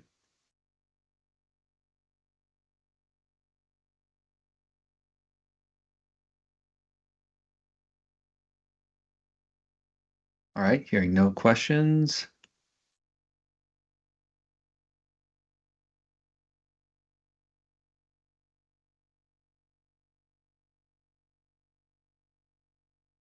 Mr. Chairman, I Commissioner move Skinner. pursuant to 205 CMR 248.044 that the commission approve DraftKings 2 or alternate methods of KYC authentication, ID scan with selfie verification, and manual review at the time of account establishment as included in the commissioner's packet and discussed here today.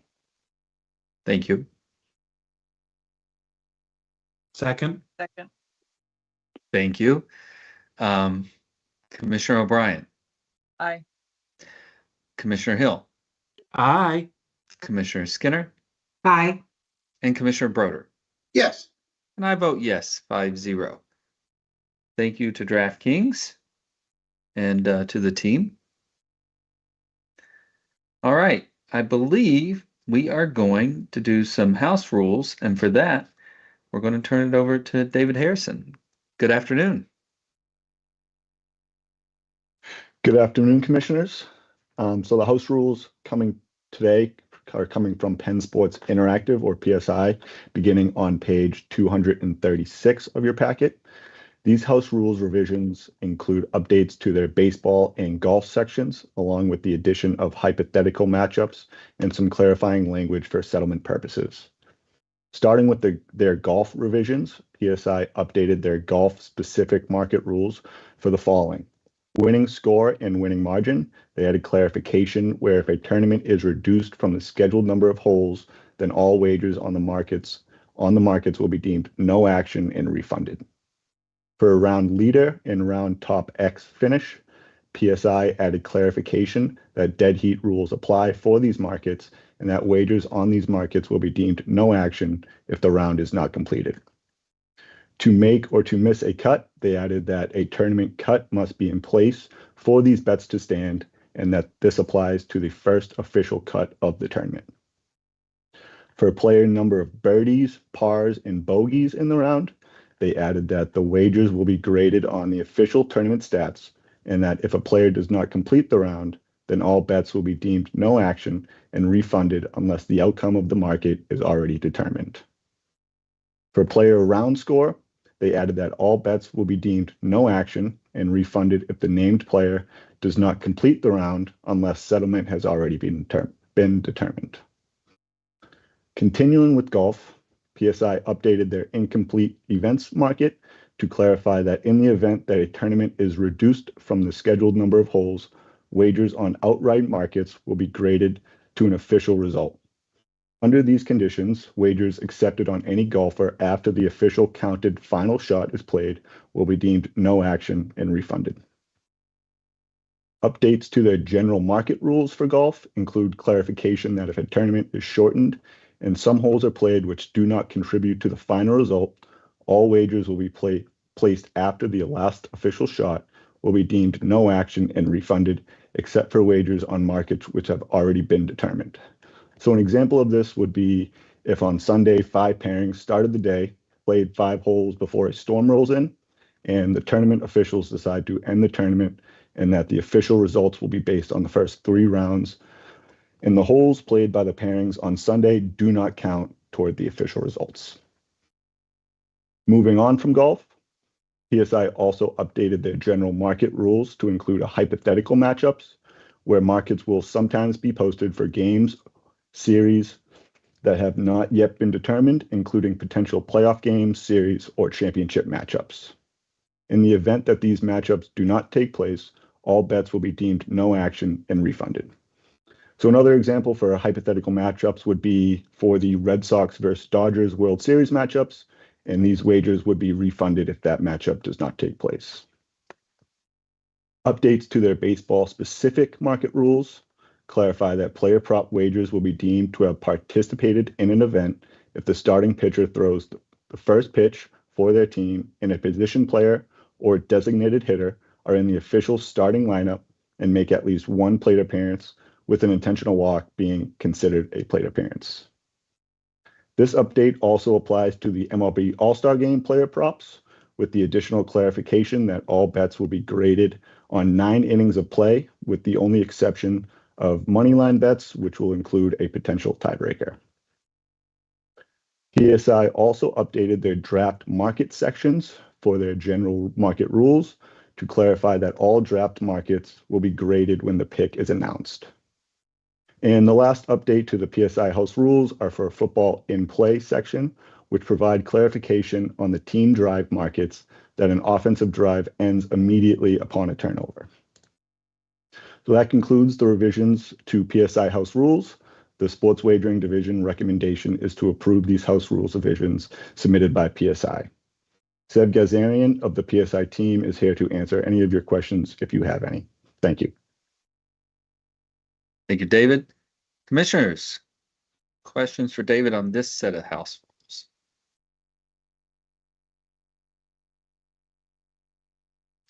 Thank you for Mr. that, Chairman? Commissioner Broder. Not to be flip, but if any sports book is posting wagers around the Red Sox in the World Series, that should immediately create an RG referral, because that is not a good bet.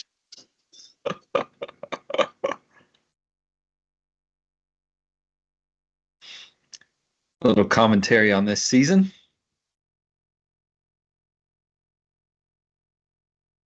Well, thank you for that.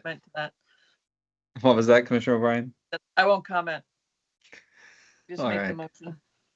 motion. We're ready.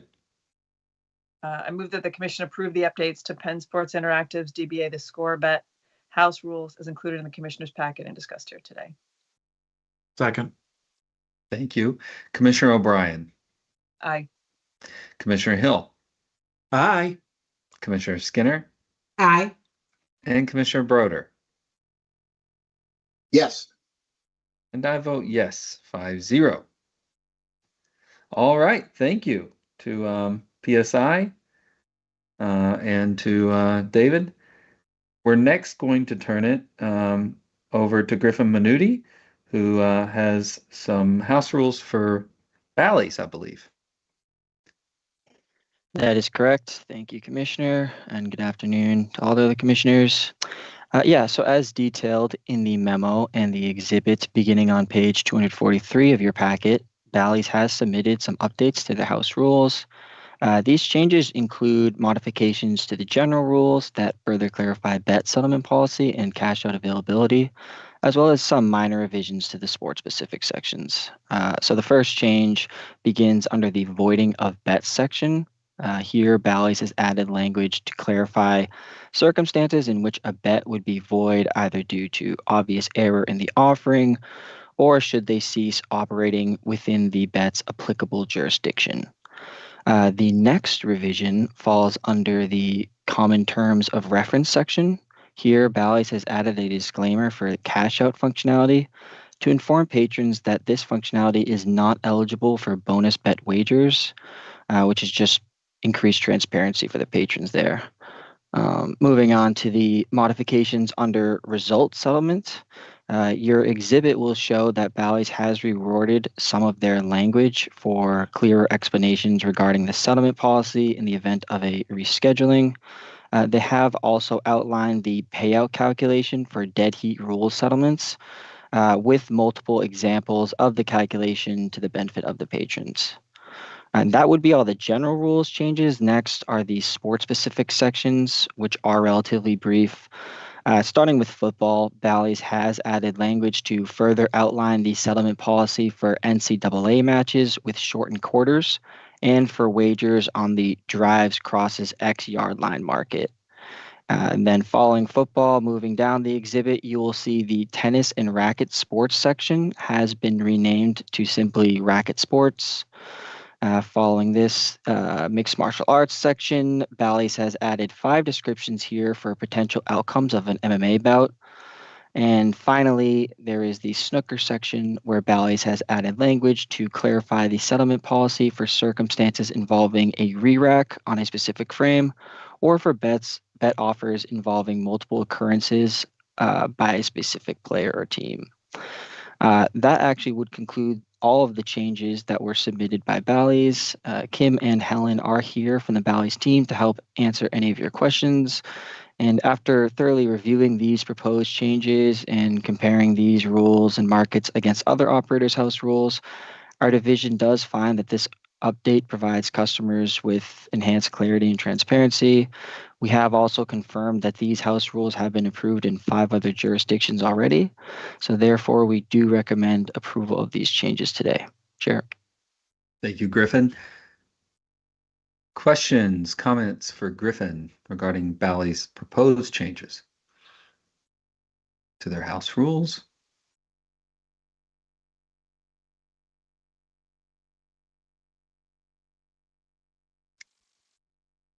I don't have any questions myself.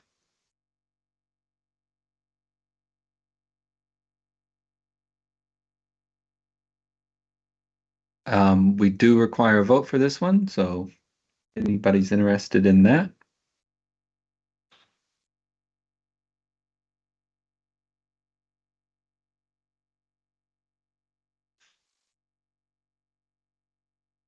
Mr. Chairman, Commissioner? I move that the commission approve the updates to Bally's Bets House rules as included in the commissioner's packet and discussed here today. Thank you. Second. Thank you, Commissioner O'Brien. Commissioner O'Brien. Aye. Commissioner Hill. Aye. Commissioner Skinner. Aye. Commissioner Broder. Yes. And I vote yes, 5-0. Thank you to Bally's for showing up today. We appreciate you making yourself available. Thank you, Griffin. Great job. All right, commissioners. I believe we're getting ready to move to sub-item G for a discussion of the UFC Freedom 250 event. And I know that Commissioner Broder added this discussion. Commissioner Broder, you.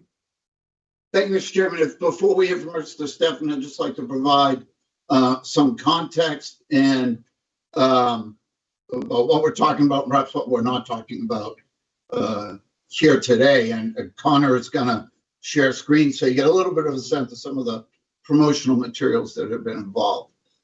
As I said, I think in my memo, there's a lot that distinguishes this event from the typical event that we've considered along the way, including the fact that this will in fact be the first commercial sporting event held on White House grounds. And the president himself, as one of the chief promoters of the event, quoted P.T. Barnum in calling this the greatest show on earth. And as you can see, a lot of that promotional activity has taken place right inside the White House, and the White House imagery is part of the promotional material. The Crypto.com photo is up there because of the potential conflict of interest in that Trump Media has a substantial stake in Crypto.com, which is one of the lead sponsors of the event. They entered into a strategic partnership in August of last year. And Crypto.com has created a bonus pool for some of the prize fighters in the event.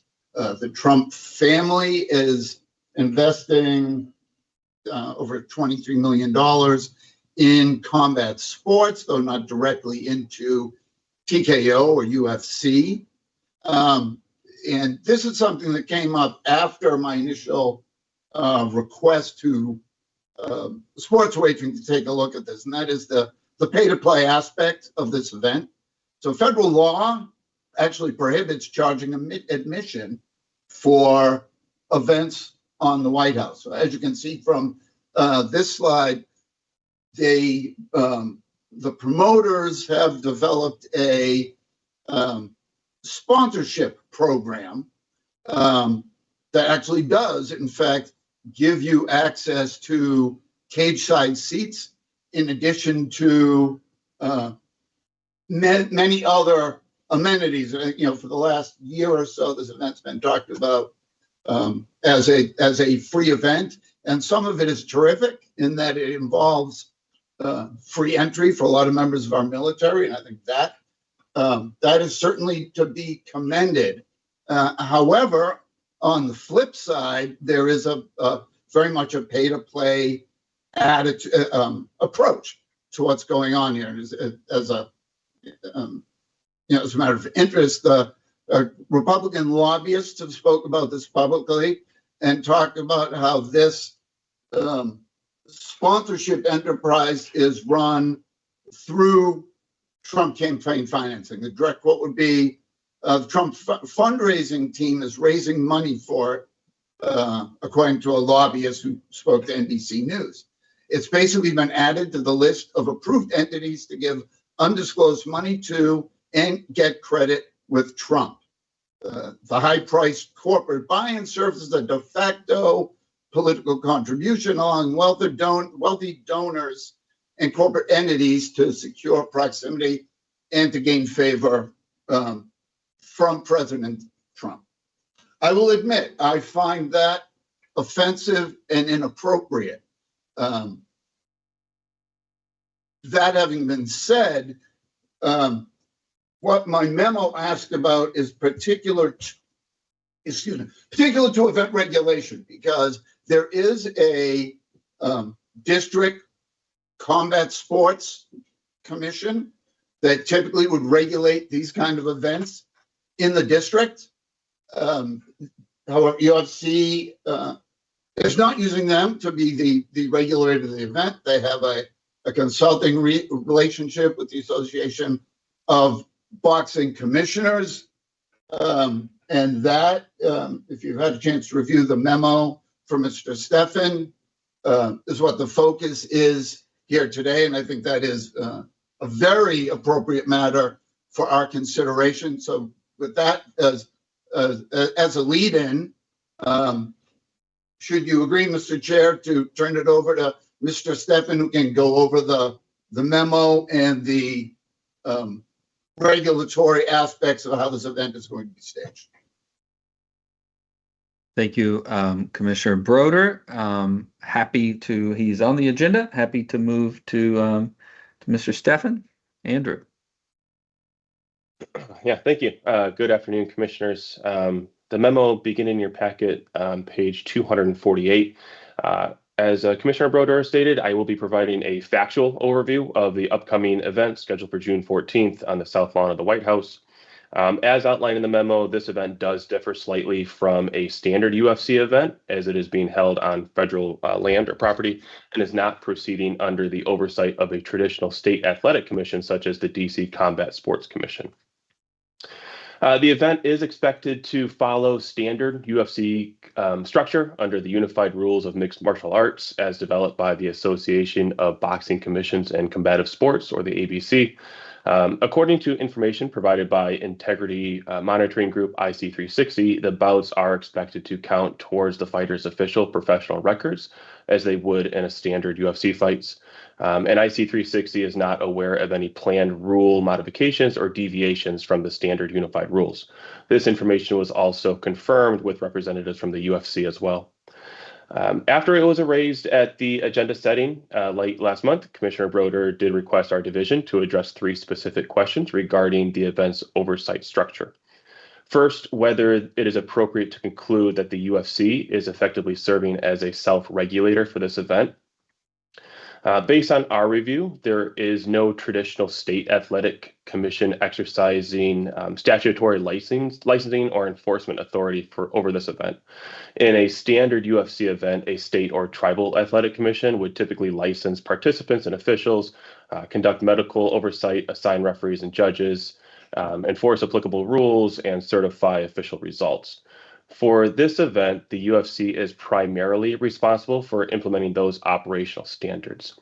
However, the UFC has also involved the ABC in what has been described as an advisory or coordinating role. According to information, again, provided by IC360 and the UFC, experienced regulators operating throughout the ABC framework are expected to assist in oversight of officiating, judging, medical records, drug testing, and event operations. Second, Commissioner Broder asked what regulatory standards will apply to this event, given that the UFC is not proceeding under the DC Combat Sports Commission. Based on our review, the event is expected to operate under the standard unified rules of mixed martial arts, along with UFC internal policies and procedures governing fighter eligibility, medical testing, officiating, and safety protocols, all the while coordinating with the ABC. These standards are widely recognized within professional MMA. And then third, Commissioner Broder asked whether the ABC has the authority to prevent bouts or halt the event should regulatory concerns arise. According to information provided by IC360 and again confirmed with the UFC, regulators operating within the ABC framework may possess operational authority to stop individual bouts or halt competition should they identify medical, safety, or regulatory concerns. The exact scope and source of that authority has not been publicly detailed.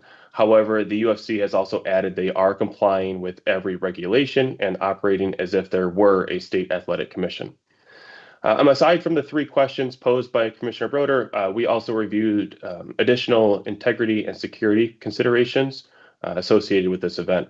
Public reporting indicates the event has received a Tier 1 designation from the Department of Homeland Security, showing a high level of federal coordination and security planning. Additionally, IC360 stated that it has reviewed the regulatory structure of the event and does not currently have any integrity concerns, nor have they identified any integrity concerns since the announcement of this event last year. Our division also identified 32 other jurisdictions currently allowing the event to be offered for sports wagering. And as of today, May 21st, we are not aware of any jurisdiction that has prohibited or restricted wagering for this event. Last point I'll make, both the UFC and the ABC are currently approved governing bodies within our sports wagering event catalog, and the event is currently available for wagering in Massachusetts through our catalog. So that concludes our review of this event. Happy to try and answer any questions you may have. Chair. Thank you, Andrew. With that presentation by Andrew, following the presentation by Commissioner Broder, any questions, Commissioner O'Brien? Yeah, I did. Andrew, just wondering, follow up after the 2x2. Were you able to determine whether it had a private entity sought to use the federal grounds this way to host the event? Would it have been allowed? I think was the question I had for you earlier in the week. Yeah, and that's a great question. It's something that we can ask our legal team to look into. I haven't found anything previously where something like this has been held on federal property. The scope of our review was the integrity and regulatory sanction of the event, but something that we can dig into a little further. I can actually share a little bit of insight if it's helpful. Well, just one more point, Commissioner Broder, and then Sure. Please. And it's also my understanding that anyone standing on the federal property is not going to be able to place a bet because it is prohibited by law to place bets while on federal property, correct? Correct. In DC, yes, on federal property. Right. Thank you. Go ahead. Sorry, Commissioner Broder. Oh, no. I apologize for interrupting. Federal law, in a nutshell, says you cannot hold ticketed commercial events on federal property, presumably regardless of where it is. I mean, obvious situation here at the White House, as opposed to in 2019, there was a celebration of America at, I want to say at the Lincoln Memorial. President spoke, a typical kind of patriotic event. It was a ticketed event, but you can't charge for the tickets. And the commercial transactions essentially are barred. And that's why this gets, I assume that's why these are investment packages as opposed to ticketing opportunities. that may be a question of all the things. Again, I think I've been pretty clear. I find this event offensive, but I think that probably Congress and the courts are the place to resolve some of these bigger questions around, the big picture around these events. I think that's one person's opinion, but I think it's certainly fair for us to consider for, event integrity, health and safety of the athletes. That's right in our wheelhouse, and is what I'm hoping to get a level of comfort with as we discuss this here today. Yeah. So, and I will just say, and I've said this before, in certain circumstances, just because we can doesn't mean we should. And it's my understanding this is in our catalog by default, not something we have actively put in there. I don't think we should, just because we can, given everything you've just described, sort of the inherent conflict between the fact that you can't bet and you're not supposed to charge. To me, it smells. I would not want it in the catalog, but I also understand I may be the only one who feels that way. Maybe not. There have been some congressional baseball games early on federal property, and I do think they handled them the way Commissioner Broder described, which was kind of this charitable, non-selling of ticket for profit. Yeah. But But it is it's unique for sure. Going on at that point. It was going on, Commissioner O'Brien. It may not legally been going on. Not with people like us having to sanction the betting. Let me put it that way. But no, this is unique for sure. I'll give my perspective because I feel like that's where we are in discussion. I think we moved to discussion already. I do have a couple more questions, Mr. Chairman, that fine, Commissioner Broder. May or may not impact what we do with this. So it's correct to say that this is not the first time that the ABC, the Association of Boxing Commissioners, has stepped into a role at least roughly analogous to this, i.e., I don't know if advisory versus direct regulatory authority, but they've done this before, right? Correct. But is it also correct to say that the typical situation, if there is one, where when that happens, is that they're the regulator of last resort, meaning a state might not have a regulatory entity that directly handles this information, or in other cases, and I think this might be more common, there might be an international event of some kind where that infrastructure that we'd like to see doesn't exist, and the ABC steps into the void. That's the more common scenario, where there's events held overseas and the UFC will step in and ABC will step in, and it's regulated that way because there is no athletic commission overseeing the event. In terms of the states where it's legal, as far as you know, we're the only jurisdiction that is having this conversation, that is considering whether or not it should be, and that those other jurisdictions kind of sit in the same position as us, in that UFC is basically already approved and ABC is an approved kind of regulatory body within their world as well. So it would take a proactive step to stop, to take an action to disapprove. Correct. Yes. Every state is looking at this as a standard UFC event and it's in their catalog. And for that reason, they're offering wagering. I'm also with questions, Mr. Chairman. I appreciate the indulgence. No problem. Thank you, Commissioner Broder. I know, again, this is bleeding into discussion. Commissioner O'Brien has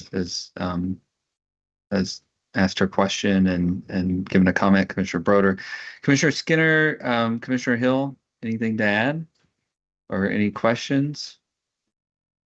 Mr. Chairman? Commissioner Hill. My only comments would be what I'm looking at is pretty, narrow, is the integrity, public safety, safety of our participants. And in the memo that was sent to us by Andrew, all three of those, in my opinion, have been addressed. And I feel comfortable that there are not going to be any integrity issues. I feel public safety wise, safe as safe can be.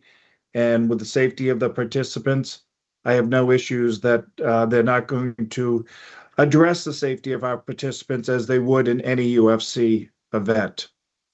So with the memo that's been sent, the event that's taking place, I have no problem with the concerns that were brought up, that they've been addressed. Thank you, Commissioner Hill. Commissioner Skinner? Anything to add? Not right now. I'm happy to say that in addition to Commissioner Hill's point, I agree with Commissioner Broder and Commissioner O'Brien. This is it's unique. Is that the word for it? Or it's very different. I will say that I'm going to think about it from a patron's perspective in Massachusetts, and the fact that I don't want those patrons to be. We learned a new word earlier. Let me see if I can use the word. Channelization. When we were talking earlier with Dr. Glenn, I don't want to channel those folks into the illegal market, as well as these prediction markets, so-called regulated prediction markets. And so for those reasons, I would leave it in the catalog, just to make sure that we channel those folks into a place where we can have oversight, and we can also undo situations that could go wrong. And for all those reasons, I would leave it in the catalog. But that's my perspective. Mr. Chairman. Mr. Chairman?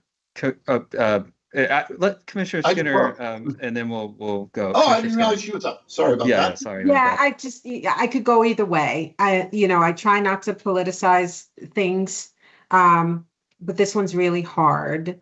I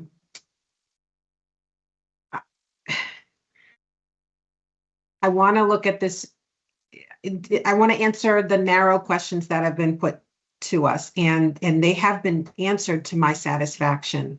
The only thing I think we should speak to, or, Andrew, I don't know if you could speak to this, is because I'm concerned about integrity as well. Insider information. How have we determined that there are safeguards in place to prevent that? Relying on information provided by IC360, the integrity monitoring group that we work with consistently. With them not identifying any integrity concerns, I believe we feel comfortable within our division that this has not identified any integrity concerns from us. And the UFC itself, has there been any, what's the history of such integrity concerns? If we know. You mean integrity concerns within the UFC? Yes, around insider information. I don't have that answer on hand. There may have been reports in the past, but I don't have that answer, Commissioner. So I would ask that we, when is the event? June 14th. I'd like the answer to that question. If at all possible. And I'm going to throw that out there. Getting the answer to the question to have to then circle back with a more fulsome discussion. There's a chance. Because I understand. Sorry, go ahead. No, I'm sorry. I was just going to tell you, Commissioner Skinner, there's a chance we may reschedule that June 6th meeting. I don't want to get the date wrong. The next full meeting. So I just wanted you to be aware, and I wanted to pose the question of Andrew, is it possible for us, I'm going to go back into the toolbox from many years ago, to park this discussion for him to get that answer and then come back to it in this meeting, or is that totally impossible? But anyways, with that, Commissioner Skinner, I just wanted to let you know that. Yeah, that thank you very much. That's helpful. And that information, if we could get that, would be helpful to me. I know that we are relying heavily on IC360. But how have they made the determination that there are no integrity concerns? That's what I would like to get to the heart of. I don't want to just say, well, you know, the vendor says it's all legit, right? I don't want to leave it there. But again, as I said, I don't know. I could be in the minority here, but I would like the answer to those questions. I think they're worth exploring. Mr. Chairman, I have a certain level of information about this, not the level that Mr. Stefan would be able to dig up, to be sure, but it's pretty clear I've taken a fairly deep dive into this, right? And that is one thing I did Google around about. And honestly, to the credit of UFC on that side of the house, the marketing and the exploitation of the White House kind of being a different story, but there have not been, at least reported in the media, that easily found, through internet research, there have not been a lot of issues that I could find. You could find a couple of issues around concerns around match fixing.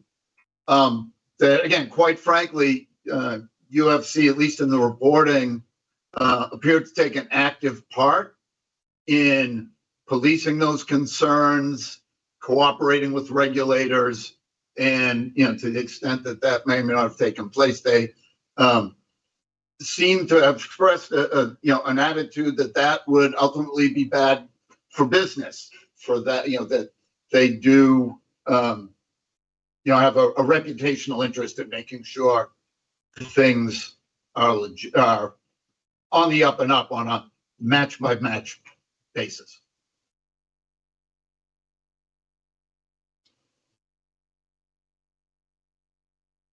It is hard to prove a negative. That's the one thing I remember from Salmon P. Chase College of Law. But that said, Andrew, I don't know if it's possible to think about how IC360 does that. And I just wanted to clarify too, is June 4th, the meeting we may move, which would likely put us into after the event, which is why I'm flagging that. It's all a nice way to say if we could make a determination today, it would be great, one way or the other. Mr. Chairman, can I have one more thing? Hopefully one more thing. So I guess kind of at the heart of my concern, given what I just said about UFC and their integrity vis-a-vis the health and safety of their fighters and the integrity of the matches, I do think that reflects well on them, but it honestly puzzles me why they didn't just use the District Combat Sports Commission. They certainly have the expertise, and I understand you can make a preemption argument that they don't have to because it's federal property. I suspect that doesn't mean they can't.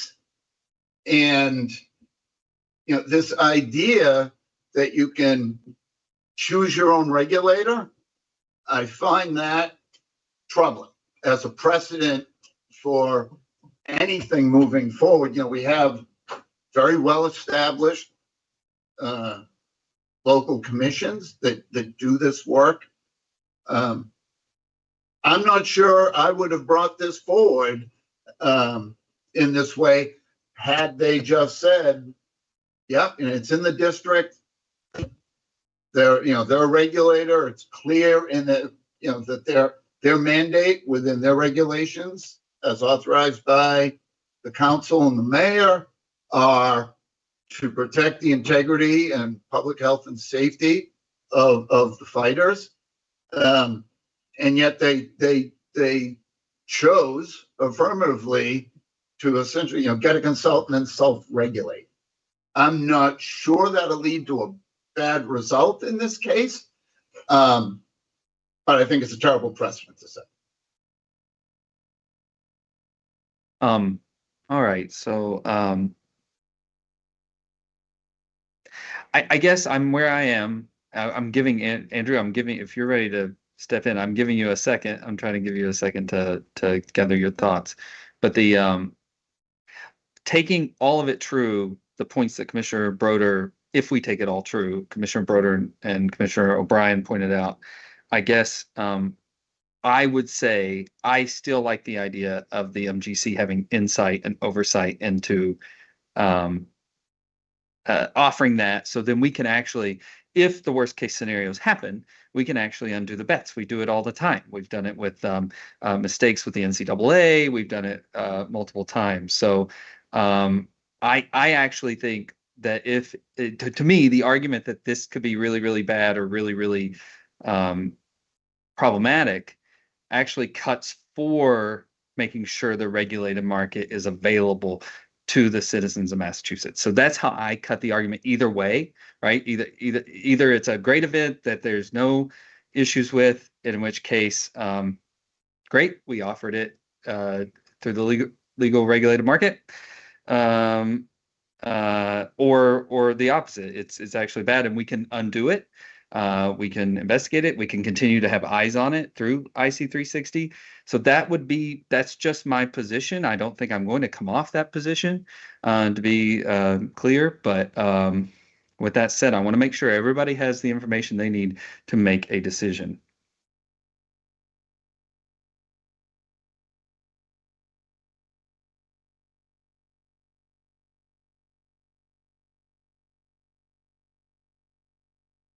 Chair, I guess I'll take a second and step in. That's probably my cue there. I'm looking at the agenda. We have one more sports wagering item moving to IEB, and then legal, perhaps before legal or even commissioner updates. We could provide some additional information here. Okay, commissioners, do we want to make a motion now? I'll put it to the commission. Do we want to make a motion now, or do we want to give Andrew just a moment and then go back to him at some point before the end of the meeting? Mr. Chairman? Commissioner Hill. I am ready to make a motion. However, over the last 3.5 to 4 years, I've always said that if there's a commissioner that needs more information, and it seems to me that there's at least one, if not two, that need more information, if they can get it to us before the end of the meeting, then that's what we should do. That's what we'll do. All right. Chair. Andrew. Chair, just to confirm, I believe it was Commissioner Skinner, just looking at IC360's decision, or how they come to their decision of not identifying any integrity issues, and then also previous integrity issues within the UFC. Is that correct, Commissioner? That's correct. Thank you, Andrew. Got it. Hope you have a bat phone to IC360, Andrew. Sure do. For those who haven't watched Batman, that's the red phone. Goes to Commissioner Gordon. All right. So with that, older than you, Mr. Chairman. What was that, Commissioner Broder? That show is older than you. It's one of my favorites. All right. So let's go to sub-item H, and for that, we are going to turn it over to Chief Teresi. Yes, thank you. So this topic is to discuss our FY27 audit topics. So 205 CMR 23907 directs the Commission to audit the sports wagering operators on an annual basis and to select particular areas it would like to audit each year. At a meeting last summer on July 31st, we discussed returning to the Commission on an annual basis to propose specific audit topics for the upcoming fiscal year. Our topics in FY26 included compliance with procedures and controls related to underage use, past posting, voids and overrides, and marketing and advertising. So 3 of our proposed topics for FY27 are really a progression from the FY26 topics to allow us to dig in a bit deeper beyond sort of a typical audit, and 1 is a new topic. So there's a memo in your packet on page 253 outlining these in more detail, but for FY27, we would propose that the audit topics include the sufficiency of past posting controls, whether voids have consistently been executed in compliance with the Commission's guidance, the sufficiency of operators' protocols to detect underage access and usage beyond KYC protocols and controls, and compliance with the new patron limiting notification requirements. So if the commission is comfortable with those audit topics, we would request approval to move forward for FY27. Thank you, Chief Teresi. Questions, commissioners? Regarding by the way, I reiterate, thank you so much, Chief Teresi, for doing these audits. Commissioner O'Brien.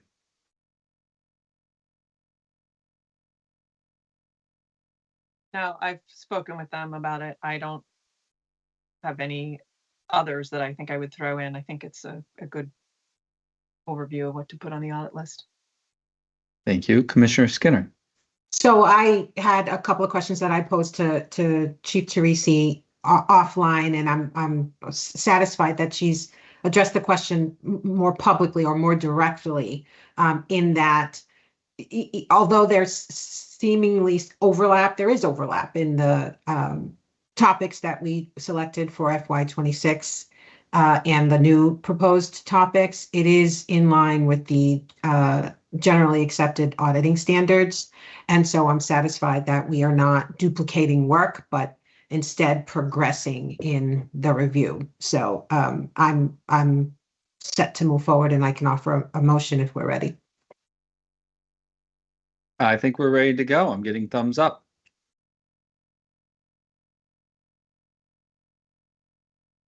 I move that the commission approve pursuant to 205 CMR 239.07, the 4 audit topics for FY27 included in the commissioner's packet and discussed here today. Thank you. Second. Thank you, Commissioner O'Brien. Commissioner O'Brien. Aye. Commissioner Hill. Aye. Commissioner Skinner. Aye. Commissioner Broder. That was a yes. Your audio was a little off, and I'm a yes. 5-0. Thank you, Chief Teresi. We really, really appreciate it. What we'll do is we'll go ahead and move on to item 6, give Sports Wagering Division a little time. So for that, we're going to turn it over to Director Monahan. Good afternoon, Director Monahan. Good afternoon, Chair.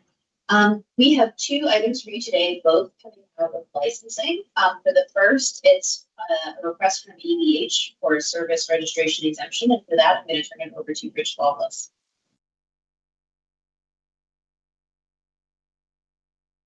Thank you, Director Monahan. Good afternoon, Chair and Commissioners.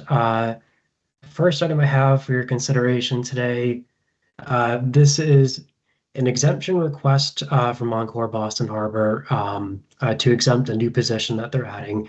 And this information can be found starting on page 255 of the meeting packet today. The position specifically is guest experience attendant. This position is part of the hotel front services area of the property.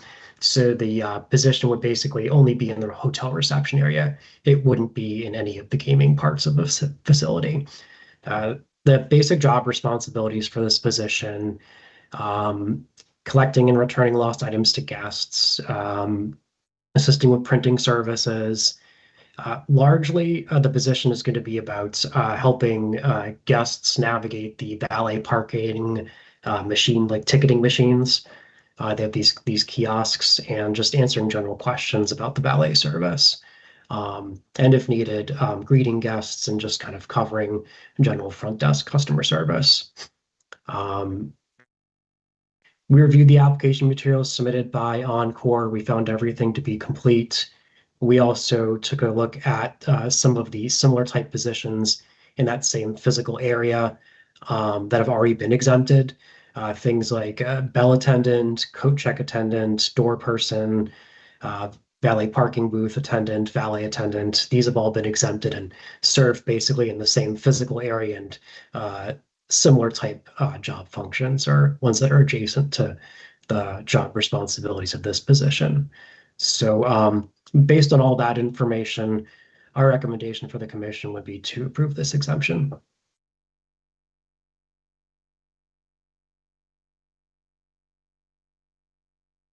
All right. Any questions for Rich Commissioner Hill. Mr. Chairman, I move pursuant to General Laws, Chapter 6, Section 172 and 205 CMR 134.031B, that the Commission approve Encore Boston's Harbor's request for a service registration exemption as included in the Commissioner's packet and discussed here today. Second. Thank you. Commissioner O'Brien. Aye. Commissioner Hill. Aye. Commissioner Skinner. Aye. Commissioner Broder. An enthusiastic yes. And I vote yes. All right. I think we're sticking with Rich for PPC. Thank you, Chair. Second item I have for your consideration today. This is a proposed amendment from Plainridge Park Casino. This can be found on page 261 of the meeting packet. It's a proposed amendment to the casino's beverage license, specifically to alter the operational hours for one of its licensed beverage areas, the sportsbook at Plainridge, which is a large restaurant bar area. Sportsbook's current hours are 11 a.m. to midnight, 7 days a week. PPC is looking to change those hours from 8 a.m. to 1 a.m., 7 days a week. This would actually bring the sportsbook hours in line with the other licensed beverage areas in the casino, including the food court, Slack's Oyster House, and the gaming floor itself. We reviewed the application submitted by PPC. We found everything to be complete. Our recommendation here would be to approve the amendment. All right. So it brings it in line. Commissioner Skinner. Thank you, Chair. Rich, first, I love your background. Oh, thank you. Second, I do have a question about the reason for the change. You said it's to make the hours across the all outlets on the property consistent. What was the reason for the different hours originally, if you know? Just curious. I don't have I'm not entirely sure, Okay. Commissioner Skinner. We just know when they did the beverage license renewal in 2024, the hours put on the sportsbook were different, but Okay. I'm not sure as to why. No worries. Thank you. Sure, thank you.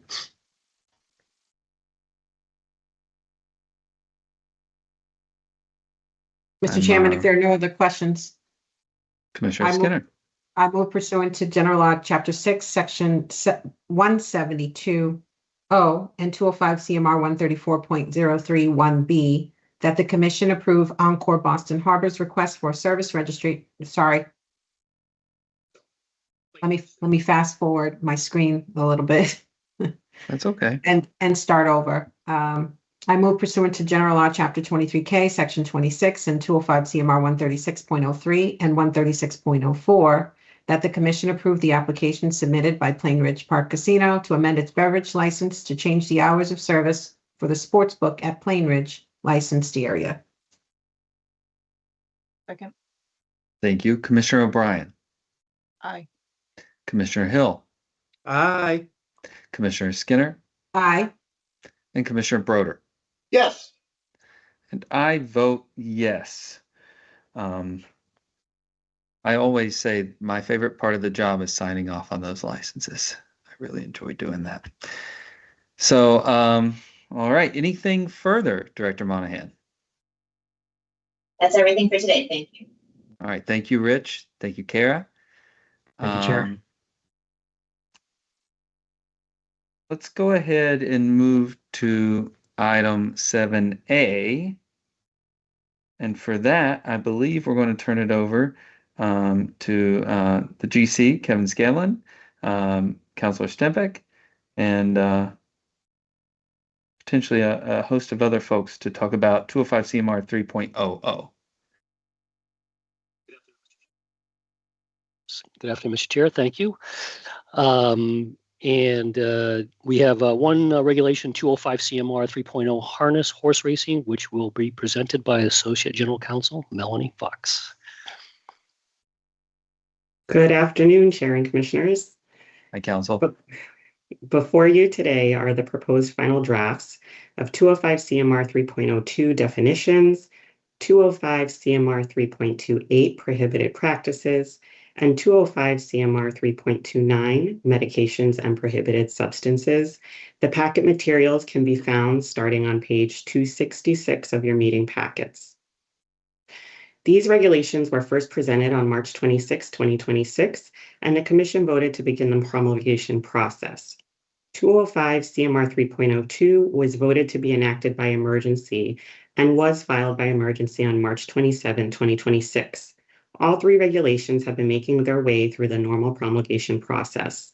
A public hearing was held on May 5th, 2026, and no comments were received by the Commission.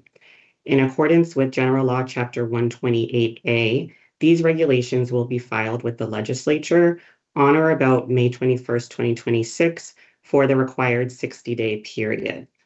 These regulations are now back before the Commission today with an amended small business impact statement, a request for a vote of finalization, and a request for approval to send to the legislature.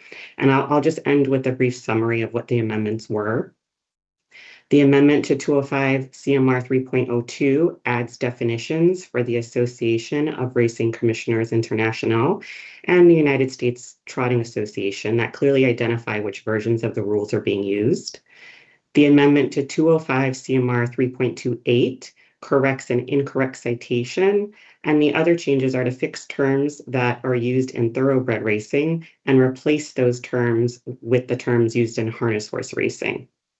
The amendment to 205 CMR 3.29 removes Section 2A because the Racing Division does not use that system. Instead, judges follow ARCI guidelines and existing regulations, which include clear factors for considering and deciding penalties. And I would note that because this process is already established and covers how violations are handled, removing Section 2A will not create any gaps in this process. That concludes this portion of the presentation, and if there are any questions, myself and Dr. Lightbound, the Director of Racing and Chief Veterinarian, are on this meeting. Thank you. Thank you. Council? Questions, comments regarding this regulation? Mr. Chairman, I'm prepared to move if no one has any questions. I think we're good. Approve the amended small business impact statement. Commissioner Broder, your mic's a little off if you can. Yeah, I think that's what it is.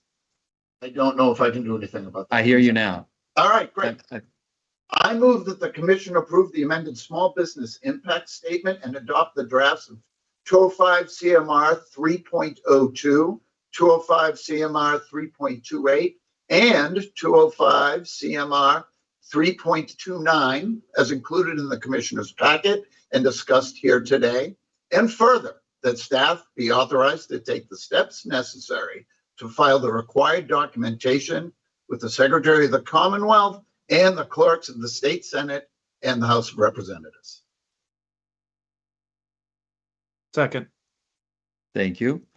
Commissioner O'Brien. Aye. Commissioner Hill. Aye. Commissioner Skinner. Aye. Commissioner Broder. Yes. I vote yes, 5-0. Okay, I know that, thank you, Council Fox. Thank you. And I know that we have sub-item B. Before we do that, let's do a couple things. One is, do we have any commissioner updates? All right, do we have any other business? All right, now I'm going to turn it back to sports wagering. That's the last thing before we do our executive session minutes. I see Andrew's joined us. Just 1 second, Andrew. I don't know, Carrie, if you want to go or if Andrew, but I will ask two preliminary questions that I thought of literally during this interlude. One is, are bets already being taken by the licensed sports books on this? Yeah. Yes. Okay. Sorry. They're being offered. I have not checked if wagers have been placed on the sports books, but they are being offered on every platform in Massachusetts. Okay, and the odds will be very slim that they're being offered and no one has bet on them. But I will say that, but I appreciate your exactness in answering that question. I will also say that I did check, and Kalshi and a few other prediction markets are offering them. With that, I will turn it to whoever wants to take it. Chair, Commissioner Skinner. can I ask a question? And maybe this could have been left for later as part of the further discussion. Your first question was a good one, I think, in terms of whether our operators are offering wagers on the event. But my question pertains to the individual athletes. And so to the extent that we have prohibited wagering on a specific athlete and they are participating in this event, those limitations, those decisions stand, correct? So this is already authorized under our catalog. But to where we have limited or said that wagering is not permitted on an athlete, that's not going away. That's still, if we don't make a change in the current catalog, in the current offering, that those decisions don't go away, correct? Correct. And Commissioner Skinner, the list of prohibited participants, mostly UFC or MMA participants, none of those fighters are on this fight card. There are 7 fights, 14 fighters. None of them are prohibited or restricted in Massachusetts, the list that we sent out to operators.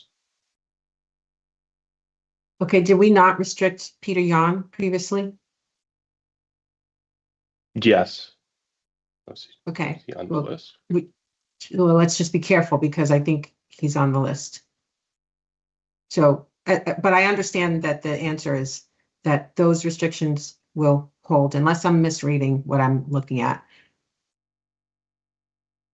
I don't see him on the fight card, but yes, Commissioner Skinner, that list would still hold regardless. Okay. Feel free to move take forward. it. Yeah.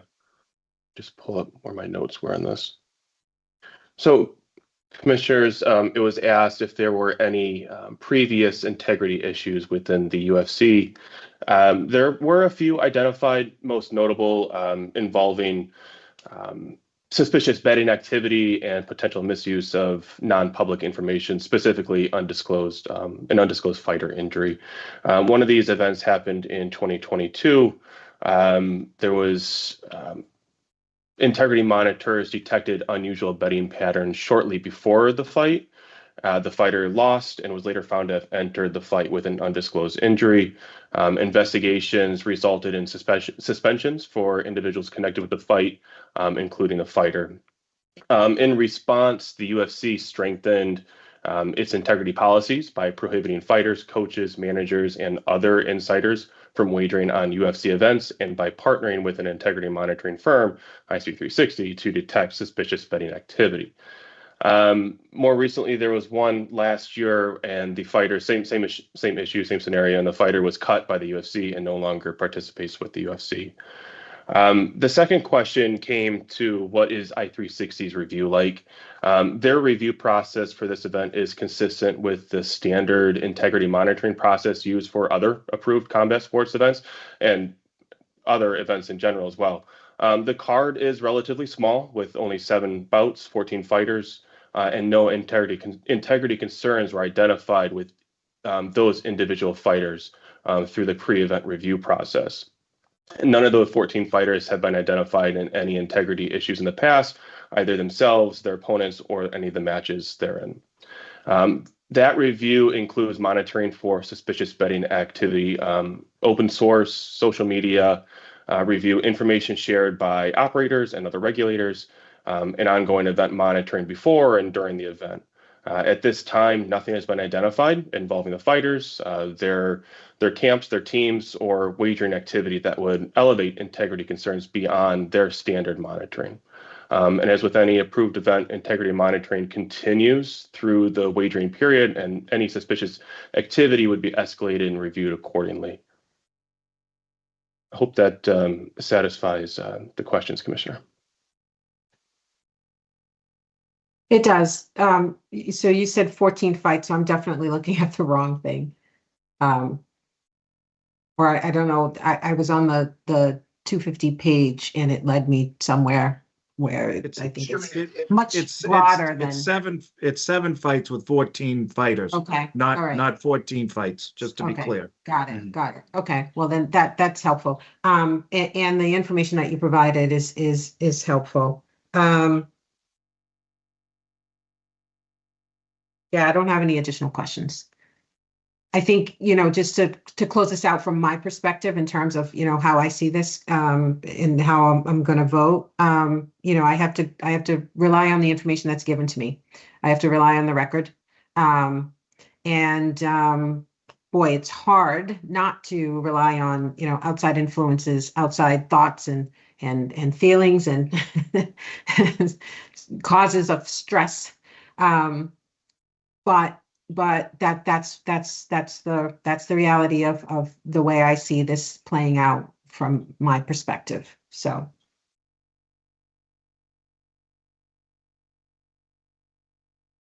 So is Mr. the Chairman? motion to remove it? Or is that's okay. Yeah, I I would- mean, we would only vote if we thought that there was a question as to whether a quorum of 3 of us would vote. And sounds like I'm the only one. So it sounds like you've got a leaning 1 to Unless 4. you want the vote on the record, Commissioner O'Brien. I mean, I've made my statements publicly. I did this with Live Golf. I did it with barring the Russian and Belarusian athletes.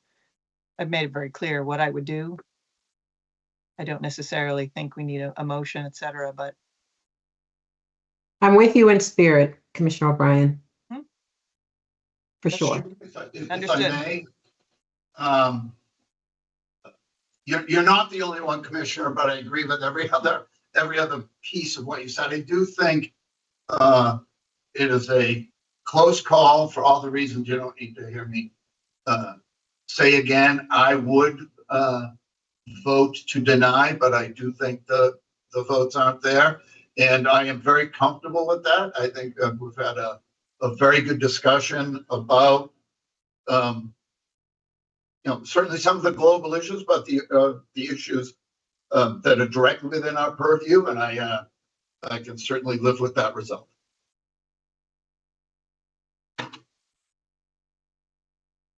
So are we finished with this discussion? Want to make sure before we move on. Mr. Chairman, All I right. can just thank the sports wagering division for their work on this. It really was incredibly thorough, very detailed, as you can see. Even when we threw a few curveballs at the end, they came forward with very, very helpful information. I'm very proud to be able to work with the folks in sports wagering around sometimes tough issues. Here, They're here. so professional. I mean, honestly, just Carrie and her team and Andrew and the whole group, extremely professional. We're lucky. Thank you, Commissioner Broder. All right. With that, I'm going to go back to 7B, just so I'm keeping the record clean. I apologize, Stephanie. She's the one that tracks all this. All right. For us right now while Grace is out.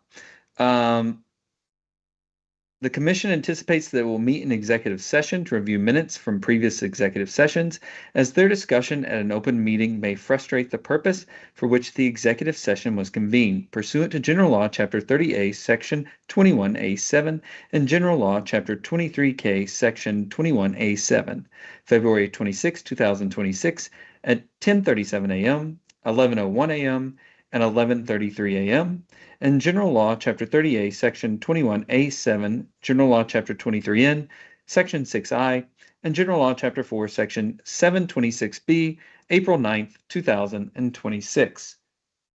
Would we like to enter? So moved. Thank you. second. Thank you. Commissioner O'Brien, Aye. Commissioner Hill, Aye. Commissioner Skinner, Aye. Commissioner Broder. Yep. And I'm a yes. So to those in the public, we will not reconvene in this session. We will actually close out from the executive session. We hope everyone has a great Thursday and a great long weekend for most of those folks in the state. So have a good one.